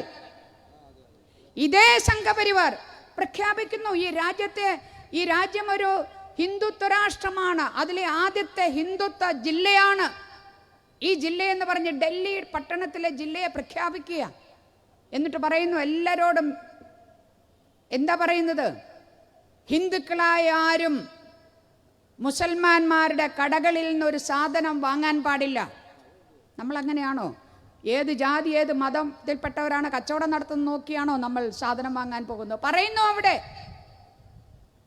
ഉന്തുവണ്ടിയിൽ പച്ചക്കറിയുമായി പോകുന്ന മുസ്ലിം സഹോദരന്റെ ഉന്തുവണ്ടിയിൽ നിന്നും പച്ചക്കറി വാങ്ങാൻ പാടില്ല. ടൈലർമാർ, നല്ല ഒന്നാന്തരം ടൈലർമാർ, നമ്മൾ എങ്ങനെ പറയുന്നു അങ്ങനെ ടൈലറിങ് ചെയ്തു തരുന്ന, ഞങ്ങളുടെ സൽവാർ കമ്മീസൊക്കെ തയ്ച്ചു തരുന്ന നല്ല ബെസ്റ്റ് ടൈലേഴ്സ് ഉണ്ട് അവിടെ. മുസ്ലിം സഹോദരന്മാർ പറയുകയാണ് അവരുടെ അടുത്ത് നിങ്ങൾ തുണി തയ്ക്കാൻ കൊടുക്കാൻ പാടില്ല. ഹെയർ കട്ട് അതൊക്കെ നടത്തുന്ന മുസ്ലിങ്ങൾ നടത്തുന്ന കടകളിൽ നിന്ന് സാധനം വാങ്ങുകയോ അല്ലെങ്കിൽ ഇതുപോലുള്ള സേവനങ്ങൾ ലഭിക്കാൻ പോകുകയോ ചെയ്യാൻ പാടില്ല എന്ന തിട്ടൂരം പുറപ്പെടുവിച്ചുകൊണ്ട് സംഘപരിവാർ സംഘങ്ങൾ അഴിഞ്ഞാടുന്ന ഈ രാജ്യത്താണ് ഈ തെരഞ്ഞെടുപ്പ് നടക്കുന്നത്. അതുകൊണ്ട് പ്രിയമുള്ളവരെ, കോൺഗ്രസിന്റെ കാര്യം ഇവിടെ സൂചിപ്പിച്ചു. ആ കോൺഗ്രസിന് എന്ത് ചെയ്യാനാവുമെന്നുള്ള കാര്യവും അവരെ വിശ്വസിക്കാൻ കൊള്ളുമോ എന്നുള്ള കാര്യം അവർ തന്നെ നമ്മളോട് പറയുന്നു. ജനമെല്ലാം ഈ സംഘപരിവാറിനെതിരാണ്. അതുകൊണ്ടാണ് എവിടെയൊക്കെ കോൺഗ്രസ് അധികമുണ്ടോ അവിടെയൊക്കെ അവരെ മത്സരത്തിൽ ജയിപ്പിക്കുന്നത്. എന്നാൽ 6 മാസത്തിനകത്ത് ഇതേ സംഘപരിവാറിന്റെ മുള്ളയുടെ കഴുത്ത് കണ്ടിക്കുമെന്ന് പറയുന്ന, കന്യാസ്ത്രീയുടെ കുരിശ് പറിച്ചെടുക്കുന്ന, അവളെ ബലാത്കാരം ചെയ്യുന്ന, മണിപ്പൂർ സൃഷ്ടിക്കുന്ന അതേ സംഘപരിവാറിന്റെ ആലയത്തിലേക്ക് ഈ തെരഞ്ഞെടുക്കപ്പെട്ടു പോകുന്ന പ്രതിനിധികൾ, കോൺഗ്രസിന്റെ നേതാക്കൾ പോകുന്നു. എന്തിനായേറെ 4 ദിവസം മുമ്പ് അസമിലെ മുഖ്യമന്ത്രി, ഇന്നത്തെ മുഖ്യമന്ത്രി ഹിമന്ത ബിശ്വാസ്, ആ ഹിമന്ത ബിശ്വാസ് കോൺഗ്രസിന്റെ ഒരു കാലത്തെ തീപ്പൊരി നേതാവാ. എന്താ പറഞ്ഞത് അദ്ദേഹം? കോൺഗ്രസ് എന്ന് പറഞ്ഞാൽ BJPയുടെ ഫിക്സഡ് ഡെപ്പോസിറ്റാ, സ്ഥിര നിക്ഷേപം. BJPയുടെ സ്ഥിര നിക്ഷേപമായി മാറിയിരിക്കുന്നു കോൺഗ്രസ് എന്ന് BJPക്കാർ പറയുമ്പോൾ അതിനെതിരെ ഒരക്ഷരം ഉരിയാടാൻ കെൽപ്പില്ലാതിരിക്കുന്ന കോൺഗ്രസ് നേതൃത്വത്തോട് സഹതാപമെന്നല്ലാതെ മറ്റെന്തുണ്ട് പറയാൻ? അതുകൊണ്ട് പ്രിയമുള്ളവരെ, ഈ കാലഘട്ടം ഇടതുപക്ഷത്തിന്റെ ചുമലിലേൽപ്പിച്ചിരിക്കുന്ന വലിയ ഉത്തരവാദിത്തമാണ് ഈ രാജ്യത്തിന്റെ ഭരണഘടന, ഇതിന്റെ മതേതരത്വം, ഇതിന്റെ ജനാധിപത്യം, അതെല്ലാം സംരക്ഷിക്കുക എന്നുള്ള ഉത്തരവാദിത്തം നമ്മുടെ ചുമലിൽ തന്നിരിക്കുകയാണ്. ആ ഉത്തരവാദിത്തം നിർവഹിക്കുന്നതിനായി നമ്മൾ പോരാട്ടങ്ങൾ നടത്തിക്കൊണ്ടിരിക്കുന്നു. ആ പോരാട്ടങ്ങൾ ശക്തിപ്പെടുത്തേണ്ടതുണ്ട്. അതിനായി ഈ സംസ്ഥാനത്തെ 20 മണ്ഡലങ്ങളിലുമുള്ള ഇടതുപക്ഷ ജനാധിപത്യ മുന്നണിയുടെ സ്ഥാനാർത്ഥികളെ നമുക്ക് വിജയിപ്പിക്കേണ്ടതുണ്ട്. അതിനായി ഇവിടെ നിന്ന് നിങ്ങളുടെ ആരെങ്കിലും ബന്ധുക്കൾ, സുഹൃത്തുക്കൾ, അവരുടെ സുഹൃത്തുക്കൾ, ഏതെങ്കിലും അകന്ന ബന്ധുക്കളായിക്കൊള്ളട്ടെ, ഏതെങ്കിലും മണ്ഡലത്തിൽ കാസർഗോഡ് മുതൽ തിരുവനന്തപുരം വരെയുള്ള മണ്ഡലങ്ങൾ ഉണ്ടെങ്കിൽ അവരോടൊക്കെ ഫോൺ ചെയ്ത് പറയണം, അതത് മണ്ഡലങ്ങളിലെ അതത് പ്രദേശങ്ങളിലെ ഇടതുപക്ഷ ജനാധിപത്യ മുന്നണിയുടെ സ്ഥാനാർത്ഥികൾക്ക് അവരുടെ ചിഹ്നത്തിൽ വോട്ട് ചെയ്ത് എല്ലാവരെയും വിജയിപ്പിക്കണമേ എന്ന് അവരോടും പറഞ്ഞുകൊണ്ട് ആ ഉത്തരവാദിത്വം കൂടി നമുക്ക് ഏറ്റെടുക്കാം ഈ അവസരത്തിൽ എന്ന് പറഞ്ഞുകൊണ്ട്, ഇവിടുത്തെ സ്ഥാനാർത്ഥി ഞാൻ പറഞ്ഞു, നിങ്ങളോടൊന്നും പറയേണ്ട കാര്യം, നിങ്ങളാണ് എൻ്റെ ശക്തി. ഇവിടെ സൂചിപ്പിച്ചു, നമ്മുടെ മുഖ്യമന്ത്രി സൂചിപ്പിച്ചു, ഒരുപാട് പോരാട്ടങ്ങൾ ഇടതുപക്ഷത്തിൻ്റെ നേതാക്കളോടൊപ്പം നടത്തുന്നു എന്ന് പറയുമ്പോൾ, പോലീസോ ജയിലോ എന്ന് പറഞ്ഞാൽ എനിക്ക് ഭയമില്ല എന്ന് പറയുമ്പോൾ, എൻ്റെ ഭയമില്ലായ്മയുടെ കാരണം നിങ്ങൾ ഓരോരുത്തരും, ഈ ഇടതുപക്ഷ പ്രസ്ഥാനത്തിൻ്റെ നിങ്ങൾ ഓരോരുത്തരുമാണ് എന്നുള്ള സത്യം ഞാൻ നിങ്ങൾക്ക് മുമ്പാകെ തുറന്നു പറയുക. എനിക്കെന്തെങ്കിലും ഒന്ന് സംഭവിച്ചാൽ എനിക്ക് പിറകിൽ നിങ്ങളിവിടെ ഉയർന്നു നിൽക്കുമെന്നുള്ള, എനിക്ക് വേണ്ടി ശബ്ദിക്കുമെന്നുള്ള ആ ഒരൊറ്റ ഉറച്ച വിശ്വാസമാണ് എനിക്കുള്ളത്. അതുകൊണ്ട് ആ നിങ്ങളുടെ വിശ്വാസം അത് തീർച്ചയായും സംരക്ഷിക്കും. ഇടതുപക്ഷ പ്രസ്ഥാനത്തിൻ്റെ ചുമതലകൾ അത് തീർച്ചയായും നിർവഹിക്കും. നമുക്കെല്ലാവർക്കും അത് ഒത്തുചേർന്ന് വിജയിപ്പിക്കാം. ഒരിക്കൽ ഒന്നും കൂടി ഒരു സ്ഥാനാർത്ഥി എന്ന നിലയിൽ ഞാൻ പറയുകയാണ്, അരിവാൾ നെൽക്കതിൽ വോട്ട് ചെയ്ത് വിജയിപ്പിക്കണം. വിജയിപ്പിക്കുന്നത് നിങ്ങൾക്ക് മറ്റുള്ളവരോട് പറയാം, നമ്മുടെ ഇടതുപക്ഷത്തിന് പുറത്തുള്ളവരോട് പറയാം, വിജയിപ്പിച്ചാൽ ഇവിടെ തന്നെ ഉണ്ടാകും. അങ്ങനെ ഒന്ന് കൂടെ നിർത്തുന്നതിന് വേണ്ടി അരിവാൾ നെൽക്കതിർ ചിഹ്നം തിരഞ്ഞെടുക്കണമേ എന്ന് അവരോട് എല്ലാവരോടും പറയാമെന്നും മാത്രം പറഞ്ഞുകൊണ്ട് നിങ്ങളിവിടെ നൽകിയ ഈ പൊതുയോഗത്തിൽ നിങ്ങളെ കണ്ട് സംസാരിക്കുന്നതിന് അവസരം തന്ന ഇവിടുത്തെ ഇടതുമുന്നണിയുടെ മുഴുവൻ നേതാക്കളോടും നിങ്ങൾ ഓരോരുത്തരോടും നന്ദി പറയുന്നു. നിങ്ങൾക്ക് എല്ലാവർക്കും നന്ദി, നമസ്കാരം. ഇൻക്ലാബ് സിന്ദാബാദ്. പ്രിയപ്പെട്ടവരെ, നമ്മുടെ MLA സഖാവ് അൻവർ പനിയും കടുത്ത ചുമയുമുള്ളത് കൊണ്ടാണ് യോഗത്തിന് എത്തിച്ചേരാതിരുന്നത്.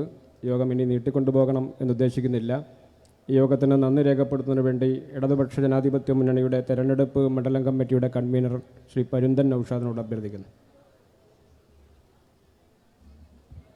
സഖാക്കളെ, സഹോദരി സഹോദരന്മാരെ, നാം ഈ മൈതാനത്ത് ഒരുമിച്ച് കൂടിയതുപോലെ വരും നാളുകളിലും ജാതിമത ചിന്തകൾക്ക് അതീതമായി നമ്മുടെ സഹജീവികളുമായി ഒരുമിച്ച് പോകുവാൻ ഏറ്റവും പ്രധാനപ്പെട്ട ഒരു തിരഞ്ഞെടുപ്പാണെന്ന് വരാൻ പോകുന്നതെന്നും അതിൻ്റെ പ്രാധാന്യത്തെക്കുറിച്ച് നമ്മുടെ മുഖ്യമന്ത്രി വ്യക്തമായി നമുക്ക് സംസാരിക്കുകയും ആ കേട്ട കാര്യങ്ങൾ നാളുകളിൽ ഫീൽഡിലിറങ്ങുമ്പോൾ സാധാരണക്കാരിലേക്ക് എത്തിക്കണമെന്ന് മാത്രം അഭ്യർത്ഥിച്ചുകൊണ്ട് ഈ തിരഞ്ഞെടുപ്പ് കൺവെൻഷൻ ഔപചാരികമായി ഉദ്ഘാടനം ചെയ്ത കേരളത്തിൻ്റെ ജനകീയ മുഖ്യമന്ത്രി സഖാവ് പിണറായി വിജയൻ അവർക്ക് ഈ തിരഞ്ഞെടുപ്പ് കമ്മിറ്റിയുടെ എല്ലാവിധ നന്ദിയും കടപ്പാടും രേഖപ്പെടുത്തുന്നു. ഈ യോഗത്തെ അഭിസംബോധന ചെയ്തുകൊണ്ട് സംസാരിച്ച CPIയുടെ സംസ്ഥാന അസിസ്റ്റന്റ് സെക്രട്ടറി PP സുനീർ അവർക്കും CPM ജില്ലാ സെക്രട്ടറി ശ്രീ EM മോഹൻദാസ് അവർക്കും ജനാധിപത്യ കേരള കോൺഗ്രസ് ജില്ലാ പ്രസിഡന്റ് ശ്രീ വിറ്റാജ് അവർ ഉൾപ്പെടെ മുഴുവൻ ഘടകകക്ഷി നേതാക്കൾക്കും, അതുപോലെ മുനിസിപ്പൽ കൗൺസിലേഴ്സ്, മറ്റു ഘടകകക്ഷി നേതാക്കൾ, ദൃശ്യമാധ്യമ സുഹൃത്തുക്കൾ, മുഴുവൻ ആളുകൾക്കും തിരഞ്ഞെടുപ്പ് കമ്മിറ്റിയുടെ പേരിൽ എല്ലാവിധ നന്ദിയും കടപ്പാടും രേഖപ്പെടുത്തുന്നു. ഈ യോഗം അവസാനിച്ചതായി പ്രഖ്യാപിക്കുന്നു.